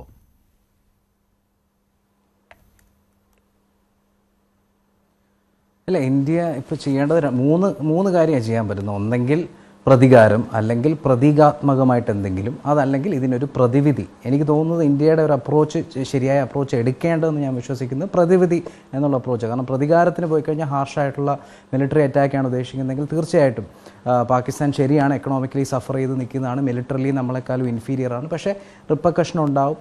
നമ്മളെല്ലാ യുദ്ധങ്ങളിലും കാണുന്ന പോലെ കാലാകാലങ്ങളായിട്ട് നീണ്ടുപോകുന്ന ചെറിയ അറ്റാക്സ് നടന്നു പോകുന്ന ഒരു രാജ്യമായിട്ട് മാറേണ്ട ആവശ്യമില്ല. അതല്ല, പ്രതീകാത്മകമായിട്ട് സിംബോളിക്കായിട്ടൊരു കാര്യം ചെയ്യാനാണെന്നുണ്ടെങ്കിൽ ഇന്ത്യ അത് ചെയ്യുന്നുണ്ടെന്നാണ് ഞാൻ വിശ്വസിക്കുന്നത്. പക്ഷേ അതിലൊക്കെ ഉപരി ഞാൻ വിശ്വസിക്കുന്നത് ഇത്തവണ ഒരു പ്രതിവിധിക്കായിട്ട് ഇന്ത്യ കുറേയേറെ ഡിപ്ലോമാറ്റിക് ആയിട്ടുള്ള ശ്രമങ്ങൾ നടത്തുമെന്നാണ് ഞാൻ വിശ്വസിക്കുന്നത്. അതിൽ പല കാര്യങ്ങൾ പറയാം. ഒന്ന്, ഈ യുദ്ധത്തിന് പോകാതെ തന്നെ പല രീതിയിൽ ഒരു രാജ്യത്തെ, പ്രത്യേകിച്ച് പാകിസ്ഥാൻ പോലുള്ള രാജ്യത്തെ വീക്ക് ആക്കാനുള്ള കപ്പാസിറ്റി അല്ലെങ്കിൽ അതിനുള്ള സ്ട്രാറ്റജിക് മൈൻഡ് നമുക്കുണ്ട്. അതിലൊരു കാര്യമാണ് 2018 ഫിനാൻഷ്യൽ ആക്ഷൻ ടാസ്ക് ഫോഴ്സ് പാകിസ്ഥാനെ ഗ്രേ ലിസ്റ്റ് ചെയ്താണ്. എന്തിനാണ് ഗ്രേ ലിസ്റ്റ് ചെയ്തത്? ലഷ്കർ-ഇ-തായ്ബയും ജെയ്ഷെ മുഹമ്മദ് പോലുള്ള ടെററിസ്റ്റ് ഓർഗനൈസേഷൻസിന് ഫണ്ടിങ് കൊടുക്കുന്നുണ്ട് എന്നുള്ളത് ഏകദേശം തെളിഞ്ഞ സമയത്ത് ഗ്രേ ലിസ്റ്റ് ചെയ്തു. അതിനുശേഷം ഈ രണ്ട് പേരുകൾ നമ്മൾ കേൾക്കാതായി. ഇപ്പോൾ ഇന്ത്യക്ക് കിട്ടിയിരിക്കുന്ന ഒരു അവസരമാണ് ശരിക്കും ഇത്. കാരണം ഇപ്പോൾ ജെയ്ഷെ മുഹമ്മദ് ഇല്ല എന്നവർ പറയുന്നു, ലഷ്കർ-ഇ-തായ്ബയൊക്കെ പഴങ്കഥയാണെന്ന് പറയുന്നു. എന്നാൽ ഇപ്പോൾ പുതിയതായിട്ട് രൂപപ്പെട്ടിരിക്കുന്ന രണ്ട് ഫോഴ്സുകളാണ്. ഒന്ന് TRF, ദ റെസിസ്റ്റൻസ് ഫ്രണ്ട് എന്ന് പേര് മാറ്റി അതിൻ്റെ ഇസ്ലാമിക് നേച്ചറൊക്കെ മാറ്റിയെങ്കിലും റെസിസ്റ്റൻസ് ഫ്രണ്ട് കഴിഞ്ഞ 6 വർഷത്തെ, ഇന്ന് ജമ്മു ആൻഡ് കശ്മീർ പോലീസ് കണക്ക് പുറത്തുവിട്ടിട്ടുണ്ട്, ഏകദേശം 175ഓളം ആളുകളെ കഴിഞ്ഞ 6 വർഷമായിട്ട് വധിച്ചിട്ടുണ്ട് വെച്ചിട്ടുണ്ട്. അതിൽ പലതും അവർ തന്നെ ക്ലെയിം ചെയ്യുന്നുമുണ്ട്. അപ്പം എന്നാണ് ലഷ്കർ ഇ തായിബ മാഞ്ഞു പോയത് നമ്മുടെ ഓർമ്മയിൽ നിന്ന്, അന്ന് മുതൽ ദ റെസിസ്റ്റൻസ് ഫ്രണ്ട് അവിടെ ഉണ്ട്. അപ്പോൾ തീർച്ചയായിട്ടും ഒരു ഓഫ് ഷൂട്ടാണെന്നുള്ളതിൻ്റെ ഒരു സൂചനയാണത്. രണ്ട്, ജെയ്ഷെ മുഹമ്മദും മാഞ്ഞുപോയ സമയത്താണ് പീപ്പിൾസ് ആൻറ്റി ഫാഷിസ്റ്റ് ഫ്രണ്ട് എന്ന് പറഞ്ഞ് മറ്റൊരു സംഘടനയും വരുന്നത്. അവരും ഇതുപോലെ അറ്റാക്കുകൾ നടത്തി വരുന്നു കഴിഞ്ഞ 5-6 വർഷമായിട്ട്. അപ്പം ഈ സമയത്ത് ഇന്ത്യക്ക് റേസ് ചെയ്യാൻ പറ്റുന്ന 2-3 കാര്യങ്ങൾ. ഒന്ന്, ഈ ബന്ധങ്ങൾ, അതായത് പണ്ട് നമുക്കറിയാം ഈ പഴയ ടെററിസ്റ്റ് ഓർഗനൈസേഷൻസിനൊക്കെ തന്നെ ഫണ്ടിങ് അവിടെ കൊടുക്കുന്നു, അവിടെ ഓപ്പണായിട്ട് റാലികൾ നടക്കുന്നു, ലാഹോറിലും മറ്റ് സ്ഥലങ്ങളുമായിട്ട് ഇവരുടെ ഹെഡ് ക്വാർട്ടേഴ്സ് പ്രവർത്തിച്ചു വരുന്നു, മദ്രസകളും ഡൊണേഷനും ചാരിറ്റിയും വഴി ഇവർ ഫണ്ടിങ് കൊടുക്കുന്നു. ഇങ്ങനെയുള്ള കാര്യങ്ങളൊക്കെ ഇന്ത്യ റേസ് ചെയ്തിട്ടുണ്ട്. അതേപോലെ TRFും PAFFും തമ്മിലുള്ള പാകിസ്ഥാൻ്റെ ബന്ധം ഇന്ത്യ തെളിയിക്കുകയാണെന്നുണ്ടെങ്കിൽ തീർച്ചയായിട്ടും പാകിസ്ഥാനെ തിരിച്ച് ഗ്രേ ലിസ്റ്റിലിടുകയോ അല്ലെങ്കിൽ ബ്ലാക്ക് ലിസ്റ്റ് ചെയ്യുകയോ ചെയ്തു കഴിഞ്ഞാൽ തന്നെ പാകിസ്ഥാൻ എക്കണോമിക്കലി ഭയങ്കരമായിട്ട് സഫർ ചെയ്യും. ഉദാഹരണം വേൾഡ് ബാങ്കിന്റെ ഭീകരവാദത്തെ തുണച്ചിരുന്ന രാജ്യമാണെന്ന് പാകിസ്ഥാൻ പ്രതിരോധ മന്ത്രി സമ്മതിക്കുകയും അത് അമേരിക്കയാണ് അതിന് കാരണക്കാർ എന്ന് പറയുകയും ചെയ്യുമ്പോഴും ഇന്ത്യ ഇപ്പോൾ ഉന്നയിക്കുന്ന കാര്യങ്ങൾ അത് നേരത്തെ പുൽവാമയിലെയും അതുപോലെ തന്നെ പത്താൻകോട്ടിലെയും ഉറിയിലെയും ഒന്നും പാകിസ്ഥാൻ സമ്മതിച്ചിട്ടില്ല. അതുപോലെ തന്നെ ഇന്ത്യയാണ് ഈ ഒരു ആക്രമണത്തിന് പിന്നിൽ, അത് പാകിസ്ഥാന്റെ തലയിൽ കെട്ടിവെക്കുകയാണ് എന്നുള്ള പ്രചാരണമാണ് നടത്തിക്കൊണ്ടിരിക്കുന്നത്. അതിന് ഇപ്പോൾ രാജ്യത്ത് നിന്ന് തന്നെ പ്രതിപക്ഷത്തിന്റെ ശബ്ദം ആ രീതിയിലേക്ക് വഴിമാറുന്നതായി തോന്നുന്നുണ്ടോ? അങ്ങനെയാണെങ്കിൽ അത് കൂടുതലായിട്ട് പാകിസ്ഥാൻ അവിടെ ഉപയോഗപ്പെടുത്തുകയും അത് ലോകരാജ്യങ്ങൾക്ക് മുന്നിൽ അവതരിപ്പിക്കുകയും ചെയ്യും. UN പോലും ഇവിടെ യുവരാജ് ആ ഒരു ആശങ്ക പറഞ്ഞിരുന്നു.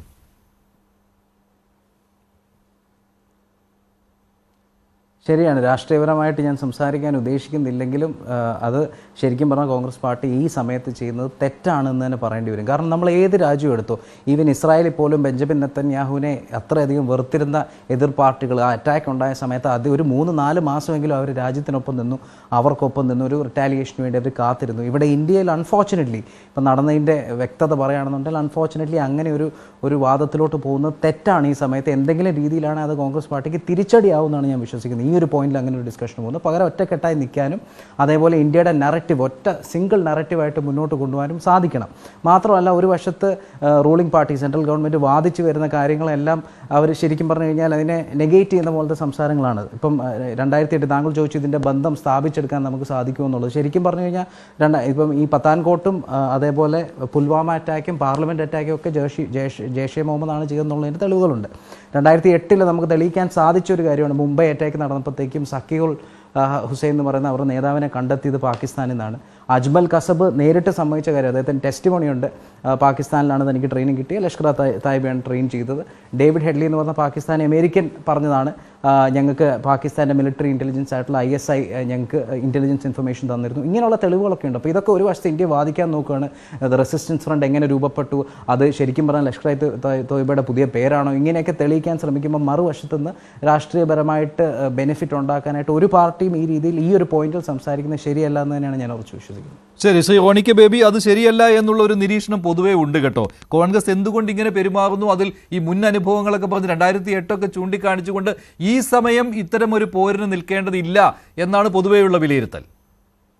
ഞാൻ ഇതിനകത്ത് ആദ്യം ഞാൻ പറഞ്ഞ സ്റ്റാൻഡ് തന്നെ അതിൻ്റെ അകത്ത് വ്യക്തം. ഞാൻ ഇതിനകത്ത് നമ്മൾ ഇങ്ങനത്തെയുള്ള ഈ ആരെങ്കിലും ഒക്കെ എവിടെയെങ്കിലും ഒക്കെ ഞാൻ പറഞ്ഞല്ലോ, ഒരു പാർട്ടി ഔദ്യോഗികമായ ഒരു നിലപാടെടുത്തെങ്കിൽ ഞാൻ പറഞ്ഞതുപോലെ ഞങ്ങളുടെ കോൺഗ്രസ് പാർട്ടിയുടെ ഒരു ഞങ്ങൾക്ക് ഔദ്യോഗികമായിട്ടുള്ള ഞങ്ങളുടെ വക്താക്കളുണ്ട്, അല്ല പാർട്ടിയുടെ സംഘടനയിലുള്ള ജനറൽ സെക്രട്ടറി ഉണ്ട്, അല്ല പ്രതിപക്ഷ നേതാവുണ്ട്. നിങ്ങൾ രാഹുൽ ഗാന്ധിയുടെ ഭാഗത്തു നിന്നും എന്തെങ്കിലും ഒരു പരാമർശം വന്നെങ്കിൽ ഞാൻ അതിനകത്ത് ഇവിടെ ഞാനത് അഡ്മിറ്റ് ചെയ്യും.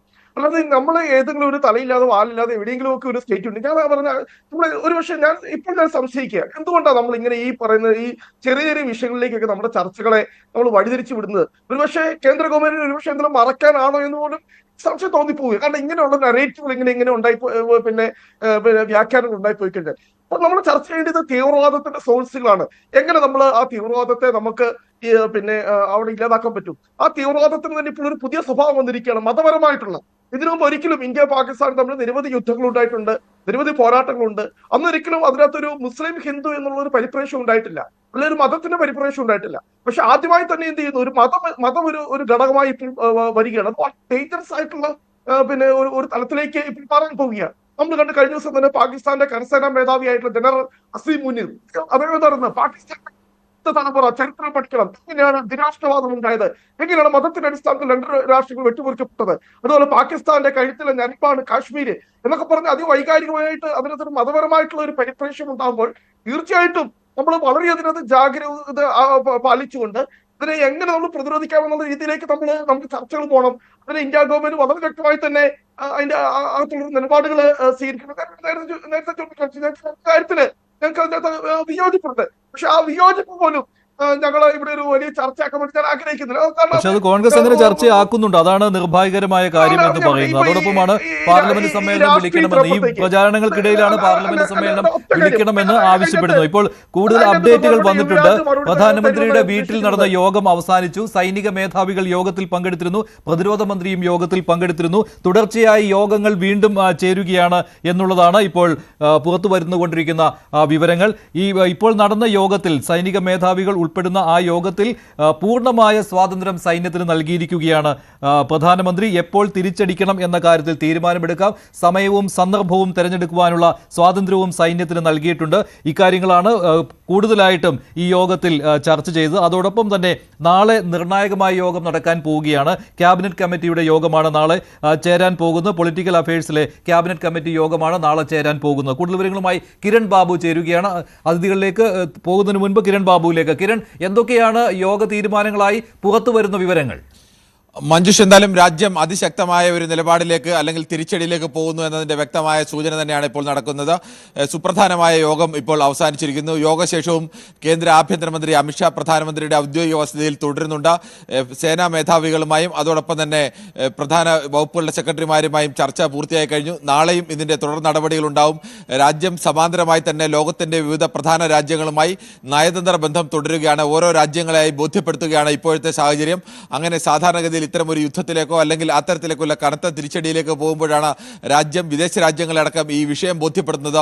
സമാന്തരമായി അത്തരം കാര്യങ്ങൾ നടക്കുന്നു. മറുഭാഗത്ത് സൈന്യത്തിന്റെ പ്രധാനപ്പെട്ട 3 സേനയുടെ മേധാവിമാരുമായും അതോടൊപ്പം തന്നെ രാജ്യരക്ഷാ ആഭ്യന്തരമന്ത്രിയുമായും പ്രതിരോധ മന്ത്രിയുമായും പ്രധാനമന്ത്രി ചർച്ച നടത്തുന്നു. അതിനുശേഷം ഇപ്പോൾ ആഭ്യന്തരമന്ത്രിയും പ്രധാനമന്ത്രിയും വീണ്ടും ചർച്ചകൾ തുടരുകയാണ്. എന്തായാലും ശക്തമായ ഒരു നീക്കത്തിലേക്ക് ഇന്ത്യ പോകുന്നു എന്നതിന്റെ വ്യക്തമായ സൂചന തന്നെയാണ് ഡൽഹിയിൽ ഇത്തരം ആവർത്തിച്ചുള്ള യോഗങ്ങൾ നൽകുന്ന സൂചന. ഒന്നിനു പിന്നാലെ മറ്റൊന്നായി യോഗങ്ങൾ തുടരുകയാണ്. അതിൽ സൈനിക മേധാവികളുമായുള്ള യോഗം സമാപിച്ചു. ആഭ്യന്തരമന്ത്രി അമിത്ഷാ പ്രധാനമന്ത്രിയുടെ വീട്ടിലുണ്ട്. ലോക് കല്യാൺ മാർഗിലെ വീട്ടിൽ ഇപ്പോൾ ചർച്ചകൾ പുരോഗമിച്ചുകൊണ്ടിരിക്കുകയാണ്. നാളെയും അതിനിർണായകമായ യോഗം ചേരാൻ കിടക്കുകയാണ്. ശ്രീ യുവരാജ് ഗോകുൽ, എന്തായാലും കേന്ദ്ര സർക്കാരിന്റെ ഈ നിർണായകമായ തീരുമാനങ്ങൾക്ക് എന്തായാലും കാത്തിരിക്കാം അല്ലേ? അല്ല, തീർച്ചയായിട്ടും സൈന്യത്തിന് പരിപൂർണമായിട്ടുള്ള സ്വാതന്ത്ര്യം കൊടുത്തിട്ടുണ്ട് എന്ന് പറയുമ്പോൾ അതിനകത്തുള്ള മുഴുവൻ പ്രഖ്യാപനവും അതിനകത്ത് തന്നെ വന്നിട്ടുണ്ട്. സൈന്യത്തിന് പരിപൂർണമായ സ്വാതന്ത്ര്യമാണ്. അവർക്ക് തീരുമാനിക്കാം എപ്പോൾ അടിക്കണം, എങ്ങനെ അടിക്കണം, ഏത് സമയം തിരഞ്ഞെടുക്കണം. അതിനെക്കുറിച്ചിട്ടുള്ള പരിപൂർണമായിട്ടുള്ള സ്വാതന്ത്ര്യം അവർക്ക് നൽകിയിട്ടുണ്ട്. തീർച്ചയായിട്ടും ഇപ്പോൾ കുറച്ച് നേരത്തെ ശ്രീ റോണി എം അഗസ്റ്റിൻ പറഞ്ഞൊരു വിഷയമുണ്ടല്ലോ. 2008 എന്താണ് LK അദ്വാനി ഡൽഹിയിൽ പോയിട്ട് ഗവൺമെൻറ്റിനെ വിമർശിക്കുന്ന സാഹചര്യം ഉണ്ടായെന്ന്. ആ സാഹചര്യവും 2025 നമ്മൾ ചർച്ച ചെയ്യുന്ന സാഹചര്യവും തമ്മിലുള്ള പ്രധാന വ്യത്യാസവും അതാണ്. നോക്കൂ, രാജ്യം ഒരു യുദ്ധമുഖത്തേക്ക് അല്ലെങ്കിൽ യുദ്ധസമാനമായ ഒരു സാഹചര്യത്തിലേക്ക് പോവുകയാണ് എന്നുണ്ടെങ്കിൽ രാജ്യം ഒറ്റക്കെട്ടായി നിൽക്കുക എന്ന് പറയുന്നത് ഒരാവശ്യകതയാണ്. രാജ്യം തിരിച്ചടിക്കുന്നില്ല എന്ന് നമ്മൾ തീരുമാനം എടുത്തു കഴിഞ്ഞാൽ ഇനി നമ്മൾ അങ്ങ് അത്തരത്തിലൊരു സൈനിക നടപടിയിലേക്കോ അല്ല എന്നുണ്ടെങ്കിൽ അവർക്ക് ശക്തമായ ഒരു മറുപടി കൊടുക്കുന്നതിലേക്കോ നമ്മൾ പോകുന്നില്ല എന്ന് തീരുമാനം എടുത്തു കഴിഞ്ഞാൽ പിന്നെ സിറ്റുവേഷൻ നോർമലാണ്. സിറ്റുവേഷൻ നോർമലായി കഴിയുമ്പോൾ തീർച്ചയായിട്ടും ചോദ്യം ചെയ്യപ്പെടലുകളോടെ ഉണ്ടാവും. തീർച്ചയായിട്ടും അവിടെ വിമർശനങ്ങൾ ഉണ്ടാവും. ഇപ്പോൾ പത്താൻകോട്ടിൽ അറ്റാക്ക് ഉണ്ടായി കഴിഞ്ഞ് തിരിച്ച് നമ്മൾ ബലാക്കോട്ടിൽ നമ്മൾ തിരിച്ച് സ്ട്രൈക്ക് ചെയ്ത് കഴിഞ്ഞതിന് ശേഷവും ഈ ദിവസം വരെ നിങ്ങൾ ആ സംഭവത്തിനെ വിമർശിക്കുന്നില്ലേ? തീർച്ചയായിട്ടും അതിനകത്ത് വിമർശനമൊക്കെ നടക്കും. ഇപ്പോൾ വിമർശനം എപ്പോൾ പാടില്ല എന്നുള്ളതിനെ കുറിച്ച് മാത്രമാണ് ചർച്ച നടക്കുന്നത്. എപ്പോൾ പാടില്ല എന്നുള്ളതാണ്. രാജ്യം ഒരു യുദ്ധസമാനമായ സാഹചര്യത്തിൽ നിൽക്കുന്ന സമയത്ത് നിങ്ങൾ നിരുത്തരവാദപരമായ കാര്യങ്ങൾ പറഞ്ഞ് എതിരാളികളുടെ കയ്യിലേക്ക് നിങ്ങൾ ടൂളായിട്ട് മാറാതെ ഇരിക്കുക എന്നുള്ളതാണ്. 2008 യുദ്ധസമാനമായ ഒരു സാഹചര്യം ഇല്ലായിരുന്നു. ശരിയാണ്, അവരവിടുന്ന് ഇവിടേക്ക് കടന്നു വന്നു, നമ്മുടെ 166 സിവിലിയൻസിനെ കൊന്നു, അവരിവിടെ നിന്ന് പോയി. അതിനുശേഷം നമ്മൾ സൈനികമായി എന്ത് നടപടി സ്വീകരിച്ചു? പാകിസ്ഥാന് അവർക്ക് മനസ്സിലാകുന്ന അതേ ഭാഷയിൽ ഏത് തരത്തിലാണ് നമ്മൾ മറുപടി കൊടുക്കാൻ വേണ്ടിയിട്ട് തയ്യാറായത്? നമ്മൾ തയ്യാറായിട്ടില്ല. അപ്പോൾ തീർച്ചയായിട്ടും അവിടെ വിമർശനം ഉണ്ടാവും. ഇവിടെ പ്രധാനമന്ത്രി പറയുന്നത്, ആഭ്യന്തരമന്ത്രി പറയുന്നത്, കേന്ദ്ര സർക്കാർ ഒറ്റക്കെട്ടായിട്ട് പറയുന്നത്, ഒരുമിച്ച് നിന്ന് പറയുന്നത് തീർച്ചയായിട്ടും തിരിച്ച് നമ്മൾ മറുപടി കൊടുക്കുമെന്ന് തന്നെയാണ്. അത് ആദ്യമല്ല, ഇതിന് ഉറിയിൽ നമ്മൾ ചെയ്തിട്ടുണ്ട്, പത്താൻകോട്ടിൽ നമ്മൾ ചെയ്തിട്ടുണ്ട്. അപ്പോൾ തീർച്ചയായിട്ടും ഇവിടെയും ചെയ്യുമെന്നുള്ള കാര്യത്തിൽ ഭാരതീയരായിട്ടുള്ള ആർക്കും തന്നെ സംശയം ഉണ്ടാകേണ്ടെന്ന കാര്യം. അപ്പോൾ ഈ ഒരു സമയത്ത് നിങ്ങൾക്ക് ഇതിന് ശേഷം പറയാമല്ലോ. നിങ്ങൾ ഇതിന് ശേഷം പറയുന്നതിന് ആരും ഒന്നും പറയുന്നുമില്ലല്ലോ. ഇപ്പോൾ പത്താൻകോട്ടിൽ അറ്റാക്ക് ഉണ്ടായതിന് ശേഷം നിങ്ങൾ എന്തൊക്കെ ഞങ്ങളെ കുറിച്ചിട്ട് പറഞ്ഞു? 40 സൈനികരെ ഞങ്ങൾ ബലി കൊടുത്തതാണ്, മനഃപൂർവ്വം ചെയ്തതാണ്, നിങ്ങൾ എന്തൊക്കെ തരത്തിലുള്ള വിമർശനങ്ങൾ നിങ്ങൾ ഉന്നയിച്ചു. നിങ്ങൾ ഇതൊക്കെ ഈ ഒരു മാസം കഴിഞ്ഞിട്ട് ചെയ്യൂന്നേ. കാരണം ഈ ഒരു സാഹചര്യം ഇതായതുകൊണ്ട് മാത്രമാണ് പറയുന്നത്. അപ്പോൾ തീർച്ചയായിട്ടും ഇപ്പോൾ കേന്ദ്ര സർക്കാർ തീരുമാനം എടുത്തിട്ടുണ്ട്, പ്രധാനമന്ത്രി തന്നെ പറഞ്ഞിട്ടുണ്ട് എന്നാണ് ഞാൻ മനസ്സിലാക്കുന്നത്. സൈനികർക്ക് പരിപൂർണമായിട്ടുള്ള സ്വാതന്ത്ര്യം ഇന്ത്യൻ സൈന്യത്തിന്, ഇന്ത്യൻ സേനയ്ക്ക് നൽകിയിട്ടുണ്ട്. അവരത് കൃത്യമായിട്ട് ചെയ്യേണ്ടുന്ന സമയത്ത് ചെയ്യേണ്ടുന്നത് പോലെ ചെയ്യുന്ന സാഹചര്യവും ഉണ്ടാകും. അപ്പോൾ ഇത്തരമൊരു സാഹചര്യത്തിലെങ്കിലും ദയവ് ചെയ്തിട്ട് ഇത്തരത്തിൽ നിരുത്തരവാദപരമായ സ്റ്റേറ്റ്മെൻറ്റുകളിൽ നിന്ന് നിങ്ങൾ പിന്മാറേണ്ടതാണ്. ഇത് ഏതെങ്കിലുമൊക്കെ 1-2 ആൾക്കാരല്ല പറയുന്നത്. പിന്നെ അങ്ങ് പറഞ്ഞ ഒരു പോയിന്റിന് കൂടി എനിക്ക് അങ്ങയോട് മറുപടി പറയണമെന്നുണ്ട്. ഇത് മതപരമായിട്ട് ഈ കാര്യത്തിനെ പാകിസ്ഥാൻ കാണുന്നു, അപ്പോൾ അത് വലിയ അപകടമായ വിഷയമാണ്, ഇത്രയും കാലം സംഭവിച്ചിട്ടില്ല, ഇത്രയും കാലം സംഭവിച്ചില്ല എന്നൊക്കെ ഉള്ള കാര്യം ചരിത്രത്തിലുണ്ട്, നമുക്ക് അവിടെ പോയിട്ട് നോക്കാം. പക്ഷേ നിങ്ങളിത് ആദ്യം പറഞ്ഞ് മനസ്സിലാക്കേണ്ടത് നിങ്ങളുടെ തന്നെ നേതാക്കളെയാണ് എന്നാണ് എനിക്ക് പറയാനുള്ളത്. കാരണം ഈ വിഷയത്തിലേക്ക് ഇന്ത്യൻ പക്ഷത്ത് നിന്ന് ഏതെങ്കിലും ഒരു പ്രധാനപ്പെട്ട വ്യക്തി മതം വലിച്ചിടുന്ന സാഹചര്യം ഉണ്ടായിട്ടുണ്ടെന്നുണ്ടെങ്കിൽ അത് ശ്രീ റോബർട്ട് വധേരയാണ്. അദ്ദേഹമാണ് ഏറ്റവും ആദ്യം ഒട്ടും ഉത്തരവാദിത്വമില്ലാത്ത ഒരു സ്റ്റേറ്റ്മെൻറ്റുമായിട്ട് വന്നത്. ഇന്ത്യയിൽ ഹിന്ദുത്വ ഭരണം നടക്കുന്നതിൻ്റെ മറുപടിയായിട്ടാണ് ഇത്തരത്തിലുള്ള ഒരു ആക്രമണം അവിടെ നിന്ന് വരികയും നമ്മുടെ സിവിലിയൻസിനെ കൊല്ലുന്ന സാഹചര്യവും ഉണ്ടായിട്ടുള്ളതെന്നുള്ളതാണ്. നമ്മൾ പറയുന്നത് പാകിസ്ഥാനാണ് അവിടെ നിന്ന് കടന്നു കയറി വന്ന് നമ്മുടെ സിവിലിയൻസിനെ കൊന്നു എന്നുള്ളതാണ് തെളിവടക്കം നമ്മൾ UN ഉൾപ്പെടെ നമ്മൾ എസ്റ്റാബ്ലിഷ് ചെയ്യുന്നത്. ആ സമയത്ത് നിങ്ങളുടെ പാർട്ടിയുടെ ഒരു വലിയ മുഖമായിട്ട് നിൽക്കുന്ന ആൾ, ഇപ്പോൾ ഔദ്യോഗികമായി സ്ഥാനമുണ്ടോ സ്ഥാനമില്ലയോ എന്നുള്ളതൊന്നും അല്ല, റോബർട്ട് വധേര എന്ന് പറയുന്ന ഒരു വ്യക്തി പറയുമ്പോൾ തീർച്ചയായിട്ടും അത് ഈ താഴെത്തട്ടിലുള്ള നിങ്ങളുടെ സാധാരണ ഏതൊരു നേതാവ് പറയുന്നതിനേക്കാളും വലിയ വെയിറ്റേജ് തന്നെയാണ് അതിന് കിട്ടാൻ പോകുന്നത്. അപ്പോൾ ഏത് തരത്തിലുള്ള ആംഗിളാണ് അതിനകത്തേക്ക് കൊണ്ടുവരാൻ നോക്കിയത്? ആരാണ് ഇവിടെ മതപരമായിട്ടുള്ള ആംഗിൾ കൊണ്ടുവരാൻ നോക്കിയത്? ആർട്ടിക്കിൾ 370 എടുത്ത് കളഞ്ഞത് കൊണ്ടാണ് ഇവിടെ പ്രശ്നമുണ്ടായത് എന്ന് കഴിഞ്ഞ ദിവസം നിങ്ങളുടെ നേതാവായിട്ടുള്ള ശ്രീ അടൂർ പ്രകാശ് വരെ പറയുന്ന സാഹചര്യം ഉണ്ടായിട്ടുണ്ട്. ആർട്ടിക്കിൾ 370 എടുത്ത് കളഞ്ഞത് ഇന്ത്യയുടെ ആഭ്യന്തര വിഷയമാണ്. ഇവിടെ അറ്റാക്ക് വന്നിരിക്കുന്നത് പാകിസ്ഥാനിൽ നിന്നാണ്. ഇനി പാകിസ്ഥാനെ അത് അലോസരപ്പെടുത്തിയില്ലയോ എന്നുള്ളത് രണ്ടാമത്തെ വിഷയം. അപ്പോൾ ഇത്തരത്തിലൊരു സ്റ്റേറ്റ്മെൻറ്റ് നടത്തേണ്ടുന്നതാണോ നിങ്ങളുടെ പാർട്ടി, നിങ്ങളുടെ നേതാക്കൾ എന്ന് പറയുന്നത്? ആർട്ടിക്കിൾ 370 എടുത്ത് കളഞ്ഞതുമായി ബന്ധപ്പെട്ട് കോൺഗ്രസിന് എതിരഭിപ്രായം ഉണ്ടാവും, അഭിപ്രായ വ്യത്യാസങ്ങളുണ്ടാവും, ഇന്ത്യയിലെ പല പ്രതിപക്ഷ പാർട്ടികൾക്കും അഭിപ്രായ വ്യത്യാസം ഉണ്ടാവും. പക്ഷേ പാകിസ്ഥാനിൽ നിന്ന് ഒരു അറ്റാക്ക് വന്നിരിക്കുന്നത് ആർട്ടിക്കിൾ 370 എടുത്ത് കളഞ്ഞിട്ടാണ് എന്ന് പറഞ്ഞ് നിങ്ങൾ ആഘോഷിക്കാൻ നിൽക്കുമ്പോൾ അതൊരു വലിയ പ്രശ്നമാണ്. ഇത് എൻ്റെ പ്രശ്നമോ അല്ലെങ്കിൽ ഇവിടെ ഇരിക്കുന്ന ഏതെങ്കിലും ഡിബേറ്ററുടെ മാത്രം പ്രശ്നമോ ഒന്നുമല്ല. ഇത് കണ്ടുകൊണ്ടിരിക്കുന്ന ജനങ്ങൾക്ക് ഈ വിഷയങ്ങൾ മനസ്സിലാവുന്നുണ്ട് എന്നുള്ള കാര്യം നിങ്ങളുടെ നേതാക്കൾ ഓർമ്മിക്കേണ്ടതാണ്. ശരിയാണ്. കോൺഗ്രസിന്റെ ഔദ്യോഗിക നിലപാടായിട്ട് അത് വരുമ്പോഴാണ് പ്രശ്നമാവുന്നത്. ഇവിടെ സംസാരിച്ച റോണി കെ ബേബി പോലും അത് കോൺഗ്രസിന്റെ ഔദ്യോഗിക നിലപാടല്ല എന്ന് പറയുമ്പോഴും കോൺഗ്രസിന്റെ ഔദ്യോഗിക ട്വിറ്റർ ഹാൻഡിലുകളിൽ തന്നെയാണ് ഇത്തരത്തിലുള്ള പ്രചാരണങ്ങൾ വരുന്നത്. ശ്രീ നിർമ്മൽ എബ്രഹാം, സൈന്യത്തിന് പൂർണ്ണമായിട്ട് സ്വാതന്ത്ര്യം നൽകിയിരിക്കുന്നു, സമയവും സന്ദർഭവും തീയതിയും ഒക്കെ തീരുമാനിക്കാം സൈന്യത്തിന്. അപ്പോൾ ഒരു ആസന്നമായിരിക്കുന്ന ഒരു സൈനിക നീക്കത്തിന്റെ സൂചനയാണോ ഇത് നൽകുന്നത്? ഇപ്പോൾ ഈ യോഗം കഴിഞ്ഞപ്പോഴുള്ള യോഗത്തിനുള്ളിലെ വിവരങ്ങൾ വെച്ച് നോക്കുമ്പോൾ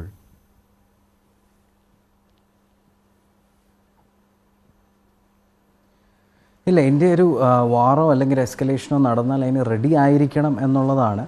അല്ലാതെ ഒരു ഓൾ ഔട്ട് വാറിന് പോകും എന്നെനിക്ക് തോന്നുന്നില്ല. നേരത്തെ പറഞ്ഞ പോലെ എന്താണ് ഇതിൽ ഈ 3 പ്രതീകാത്മകം, പ്രതികരണം അല്ലെങ്കിൽ പ്രതിവിധി, ഇതിൽ ഏത് അപ്രോച്ചാണ് ഇന്ത്യ എടുക്കുന്നത് അല്ലെങ്കിൽ സൈന്യം എടുക്കുന്നത് എന്നുള്ളതിനെ ഡിപ്പെൻഡ് ചെയ്തിരിക്കും. അത് മാത്രമല്ല, ഓൾറെഡി നമ്മൾ മറ്റ് പല രീതിയിലും പാകിസ്ഥാനെ ഹേർട്ട് ചെയ്തുകൊണ്ടിരിക്കുന്നുണ്ട്. പക്ഷേ അവിടെയൊക്കെ നമുക്കൊരു തടസ്സം വരുന്നത് അതുകൊണ്ടാണ്. ചിലപ്പം ഒരു പ്രതികാരത്തിൻ്റെ അല്ലെങ്കിൽ ഒരു പ്രതിവിധിക്ക് നിൽക്കാതെ പ്രതികാരമോ പ്രതീകാത്മകമായിട്ട് ഇന്ത്യ ചെയ്യുമോ എന്നെനിക്ക് സംശയമുള്ളത് അവിടെയാണ്. കാരണം ഡിപ്ലോമാറ്റിക് ആയിട്ട് ഏതെങ്കിലും രീതിയിൽ ഇന്ത്യ പാകിസ്ഥാന് മേൽ പ്രഷർ ചെലുത്താൻ നോക്കുമ്പോഴൊക്കെ ചൈന പണ്ടും ഇന്നലെയും അവർ തടഞ്ഞിട്ടുണ്ട്. ഇപ്പം ജയ്ഷി മുഹമ്മദിൻ്റെ ടെററിസ്റ്റ് എന്ന് വിളിക്കാനായിട്ട് റെസൊല്യൂഷൻ UN പാസ്സാക്കാൻ നോക്കിയപ്പോൾ അവിടെ തടഞ്ഞത് ചൈനയാണ്. ഒരു തവണയല്ല, പലതവണ. ഇന്നലെ പോലും എനിക്ക് തോന്നുന്നു ഇന്ത്യക്ക് അനുകൂലമായിട്ട് മുന്നോട്ട് വെച്ച ഒരു റെസൊല്യൂഷനെ അവർ തടഞ്ഞു. അപ്പോൾ അതുകൊണ്ട് ചൈന എപ്പോഴൊക്കെ പാകിസ്ഥാനെ സപ്പോർട്ട് ചെയ്യുമോ അത് ഇന്ത്യക്ക് ഡിപ്ലോമാറ്റിക് ആയിട്ടുള്ള ഇന്ത്യയുടെ ശ്രമങ്ങളെ കുറച്ച് സ്ലോ ഡൗൺ ചെയ്യും. അതുകൊണ്ട് ഒരു സമയത്ത് ഒരു വാർഫെയറിലോട്ട് പോകേണ്ടി വന്നു കഴിഞ്ഞാൽ നമ്മുടെ സൈന്യം റെഡി ആയിരിക്കണം.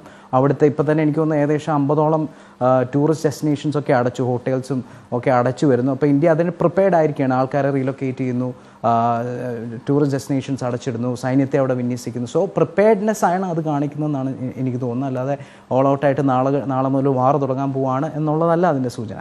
അതുപോലെ തന്നെ ഈ പിന്നെ ഒളിച്ചിരിക്കുന്ന diplomatic ഭീകരരെ ആയിട്ട് പുറത്തെത്തിക്കുവാനുള്ള ഇന്ത്യ ശ്രമങ്ങൾ അത് ഞാൻ അതിപ്രധാനമാണല്ലോ. ഇന്ത്യ ചെയ്യേണ്ട ഇവിടെ പഹൽഗാമിൽ വന്ന് ആക്രമണം നടത്തിയതിനു ശേഷം ഒളിച്ചിരിക്കുന്ന ഭീകരരെ തിരിച്ചെത്തിക്കുക എന്നുള്ള ദൗത്യം അതും വലുതാണല്ലോ.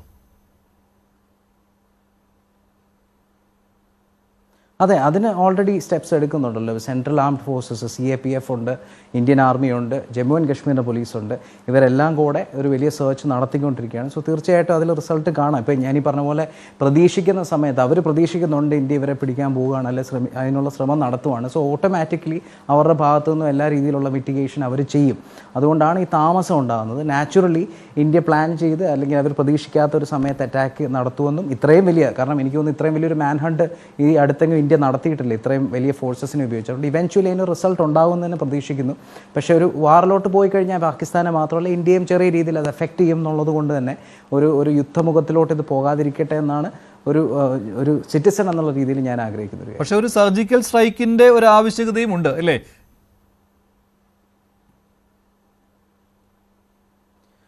അതാണ് ഞാൻ പറഞ്ഞത് നേരത്തെ, ഒരു പ്രതീകാത്മകമായിട്ടൊരു സ്ട്രൈക്ക് ആയിരിക്കും അങ്ങേയറ്റം പോകുന്നത്. ഒരു പ്രതികാരത്തിലേക്ക് പോയി കഴിഞ്ഞ് കഴിഞ്ഞാൽ നേരത്തെ പറഞ്ഞ പോലെ ടു ആൻഡ് ഫ്രോ ഉണ്ടായിക്കൊണ്ടിരിക്കും. അവിടെ മുമ്പ് നമുക്ക് ഉണ്ടായിട്ടുണ്ട് അങ്ങനത്തെ ഇഷ്യൂസ്. ഇപ്പോൾ ചൈന, ഒത്തിരി ആളുകൾ പറഞ്ഞു ചൈന ഇതിൻ്റെ അകത്ത് പ്രതികരിക്കില്ല എന്ന് ഒരുപാട് നിരീക്ഷണങ്ങൾ ആദ്യം വന്നിരുന്നു. പക്ഷേ പ്രതികരിച്ചു എന്ന് മാത്രമല്ല, അവർ പാകിസ്ഥാൻ ഒപ്പം നിൽക്കും. അതിനൊരു പ്രധാന കാരണം അവരുടെ എക്കണോമിക് ആയിട്ടുള്ള CPEC പോലുള്ള ചൈന പാകിസ്ഥാൻ എക്കണോമിക് കോറിഡോർ ഉണ്ട്. മാത്രമല്ല ഏത് സമയത്തും ഇന്ത്യ അവർക്കൊരു സ്ട്രാറ്റജിക് എനിമിയാണ്. അതിനെ എപ്പോഴും ഉപയോഗിച്ചുകൊണ്ടിരിക്കുന്ന ടൂള് പാകിസ്ഥാനാണ്. അതിനുള്ള ചരിത്രം എടുത്ത് നോക്കിയാൽ US ഇന്ത്യയെ സപ്പോർട്ട് ചെയ്യാൻ തുടങ്ങി എന്ന് പോലെ 99 കാർഗിൽ വാർ മുതൽ മുന്നോട്ട് ഇന്ത്യക്ക് കുറച്ച് സപ്പോർട്ട് കിട്ടി തുടങ്ങി. അപ്പോൾ മുതൽ ചൈന ചെയ്യാൻ തുടങ്ങിയ കാര്യങ്ങളെല്ലാം ശ്രദ്ധിച്ചാൽ മതി, പാകിസ്ഥാൻ അനുകൂലമാണ്. 2000 മുതൽ 2004 വരെ 4 വർഷം അടുപ്പിച്ച ജോയിൻറ്റ് മിലിറ്ററി എക്സസൈസസ് പാകിസ്ഥാനുമായിട്ട് ചെയ്യുന്നു. 2006 അമേരിക്ക ഇവിടെ വന്നിട്ട് നമുക്കൊരു ട്രേഡ് അഗ്രിമെൻറ്റ് ഒപ്പുവെച്ചാലോ എന്നൊരു സംസാരം ഉണ്ടായപ്പോൾ തന്നെ ചൈന 2006 പാകിസ്ഥാനിൽ പോയി ഒരു ഫ്രീ ട്രേഡ് അഗ്രിമെൻറ്റ് ഒപ്പുവെക്കുന്നു. 2008 മൻമോഹൻ സിംഗിൻ്റെ സമയത്ത് സിവിൽ ന്യൂക്ലിയർ ഡീൽ സൈൻ ചെയ്തപ്പോഴത്തേക്കും അവിടെ പോയി ചഷ്മ 3, ചഷ്മ 4 എന്ന് പറയുന്ന 2 ന്യൂക്ലിയർ പവർ പ്ലാന്റുകൾ തുടങ്ങാൻ ചൈന ഡീൽ ഒപ്പുവെക്കുന്നു. അങ്ങനെ ഏത് സമയത്തും അമേരിക്ക ഇന്ത്യക്കൊപ്പം നീങ്ങുന്നു എന്ന് കാണുമ്പോൾ ചൈന സ്ട്രാറ്റജിക്കലി പാകിസ്ഥാനെ സപ്പോർട്ട് ചെയ്യുന്നത് പാകിസ്ഥാനുള്ള സ്നേഹം കൊണ്ടൊന്നുമല്ല, പക്ഷേ അവർക്ക് പാകിസ്ഥാനെ എന്നെന്നും ഇന്ത്യയുടെ അടുത്തൊരു ടൂളായിട്ട് ഉപയോഗിക്കേണ്ട ഒരു ആവശ്യം വരും. അത് മാത്രമല്ല, മുമ്പ് നമ്മൾ കണ്ടിട്ടുള്ള പോലെ പാകിസ്ഥാനെ അവർ മറ്റൊരു രീതിയിൽ സഹായിക്കാവുന്ന UN-ലാണ്.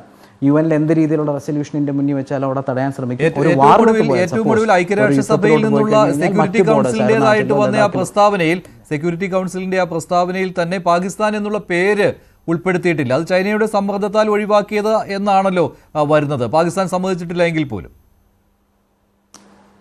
അതെ,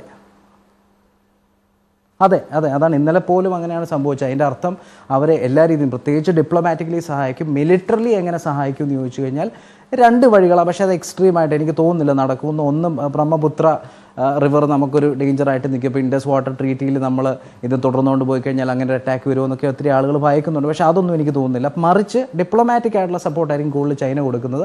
ഇനി മിലിറ്ററി വൈസ് നമ്മൾ നല്ല രീതിയിൽ യുദ്ധ മുഖത്തിലോട്ട് പോവുകയാണെന്നുണ്ടെങ്കിൽ അരുണാചലിലും ലഡാക്കിലും ഒക്കെ പണ്ട് ചെയ്ത പോലെ ഇന്ത്യൻ സൈന്യത്തെ സ്പ്ലിറ്റ് ചെയ്യാനായിട്ടൊരു സ്ട്രാറ്റജി ഒരു പക്ഷേ അവർ നോക്കിയേക്കാം. പക്ഷേ അതിലോട്ട് പോകുമെന്ന് എനിക്ക് തോന്നുന്നില്ല. കാരണം ചൈനയും ഇപ്പം ഒത്തിരി രാജ്യങ്ങൾ ട്രേഡ് വാറും കാര്യങ്ങളൊക്കെ നടക്കുന്നതുകൊണ്ട് ചൈനയും ഡിസിഷൻസ് എടുക്കുന്നത് വളരെ സൂക്ഷിച്ചായിരിക്കും. പക്ഷേ ഡിപ്ലോമാറ്റിക്കലി 100% അവർ പാകിസ്ഥാനൊപ്പമായിരിക്കും.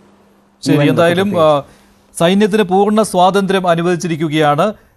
ലക്ഷ്യവും സമയവും തീയതിയും രീതിയും ഒക്കെ സൈന്യത്തിന് തീരുമാനിക്കാം എന്നുള്ള നിർണായകമായ തീരുമാനമാണ്, നിർണായകമായ അനുമതിയാണ് നൽകിയിരിക്കുന്നത് പ്രധാനമന്ത്രി ഇന്നത്തെ യോഗത്തിൽ. അത് ഏറ്റവും പ്രധാനപ്പെട്ടതാണ്. നാളത്തെ യോഗത്തോടു കൂടി കൂടുതൽ ചിത്രം വ്യക്തമാകുമെന്ന് തന്നെ കരുതാം. ശ്രീ റോണി കെ ബേബി, എന്തായാലും ഇനി അങ്ങോട്ട് പ്രതിപക്ഷം ഭരണപക്ഷം എന്നുള്ള തർക്കമില്ലാതെ തന്നെ രാജ്യം ഒറ്റക്കെട്ടായി തന്നെയാണ് മുന്നോട്ട് പോകുന്നത് എന്ന വ്യക്തമായ സന്ദേശം പാകിസ്ഥാനും ലോകരാജ്യങ്ങൾക്കും നൽകണം എന്ന് തന്നെയാണല്ലോ. അപ്പോൾ ഇതോടുകൂടി ഇന്ന് രാഹുൽ ഗാന്ധി പ്രധാനമന്ത്രിക്ക് നൽകിയ കത്തോടുകൂടി പ്രതിപക്ഷത്തിന്റെ ആ ഇതുവരെയുള്ള വിമർശനങ്ങൾ അത് തൽക്കാലത്തേക്കെങ്കിലും അടങ്ങുമെന്ന് കരുതാമല്ലോ അല്ലേ?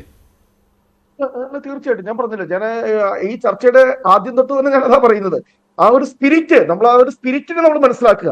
അല്ലാതെ അവിടെ ആരെങ്കിലും എന്തെങ്കിലുമൊക്കെ പറഞ്ഞു എന്ന് പറഞ്ഞുകൊണ്ട് നമ്മൾ ആ വിഷയത്തെ വഴിതിരിച്ചു വിടാതെ എന്താണ് ഞങ്ങള് ഈ വിഷയം ഉണ്ടായ ഉടനെ പിറ്റേ ദിവസം തന്നെ കോൺഗ്രസിന് വർക്കിംഗ് കമ്മിറ്റി കൂടിയവരാണ് ഞങ്ങള്.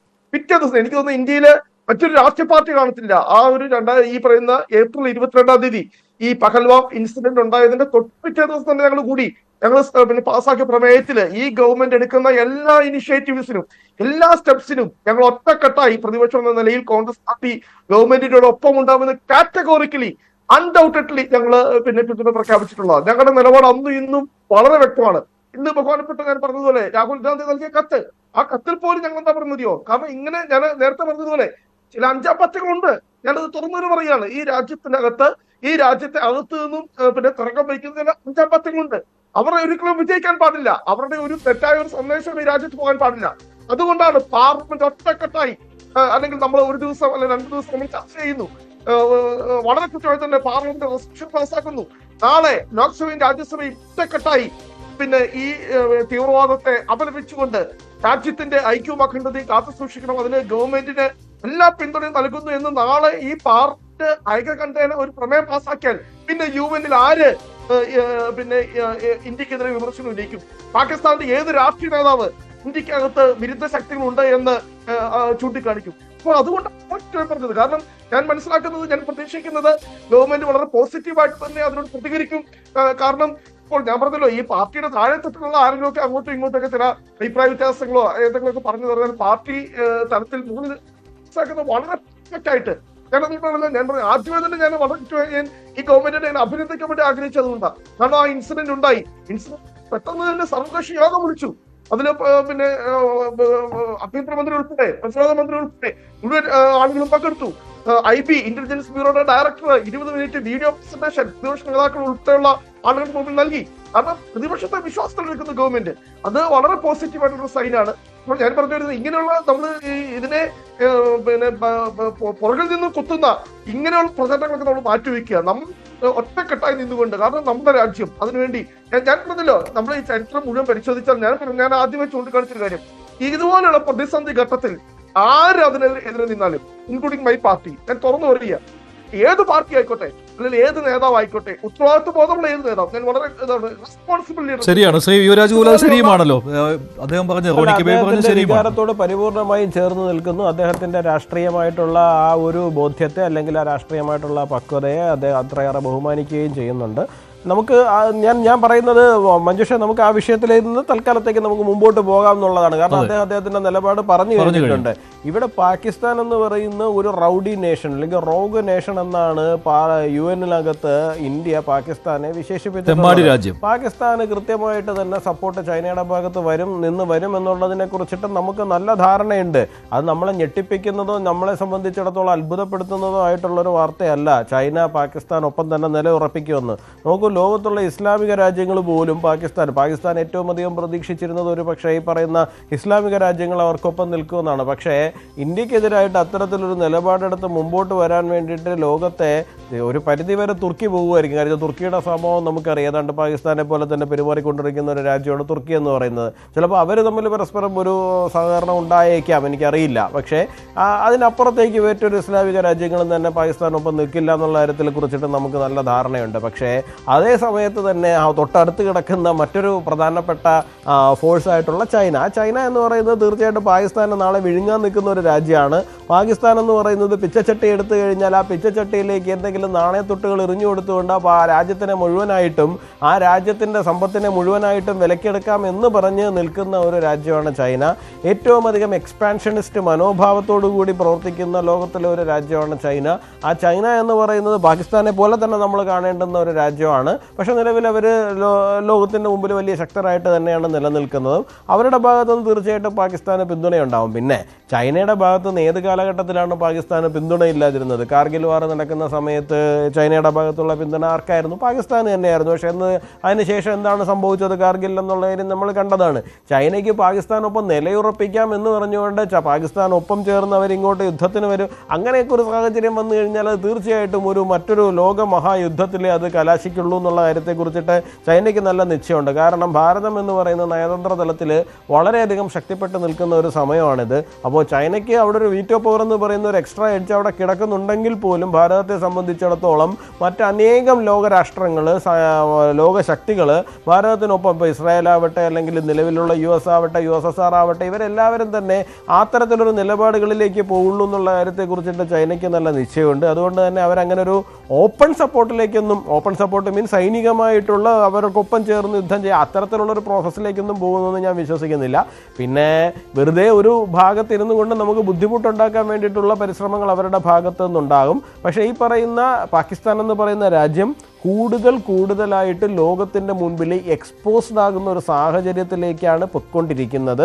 അത് തീർച്ചയായിട്ടും വരും ദിവസങ്ങളിൽ സാമ്പത്തികമായി പോലും പാകിസ്ഥാനെ വല്ലാത്ത രീതിയിൽ ബുദ്ധിമുട്ടിക്കുന്ന ഒരു അവസ്ഥയിലേക്കായിരിക്കും പോകുന്നത്.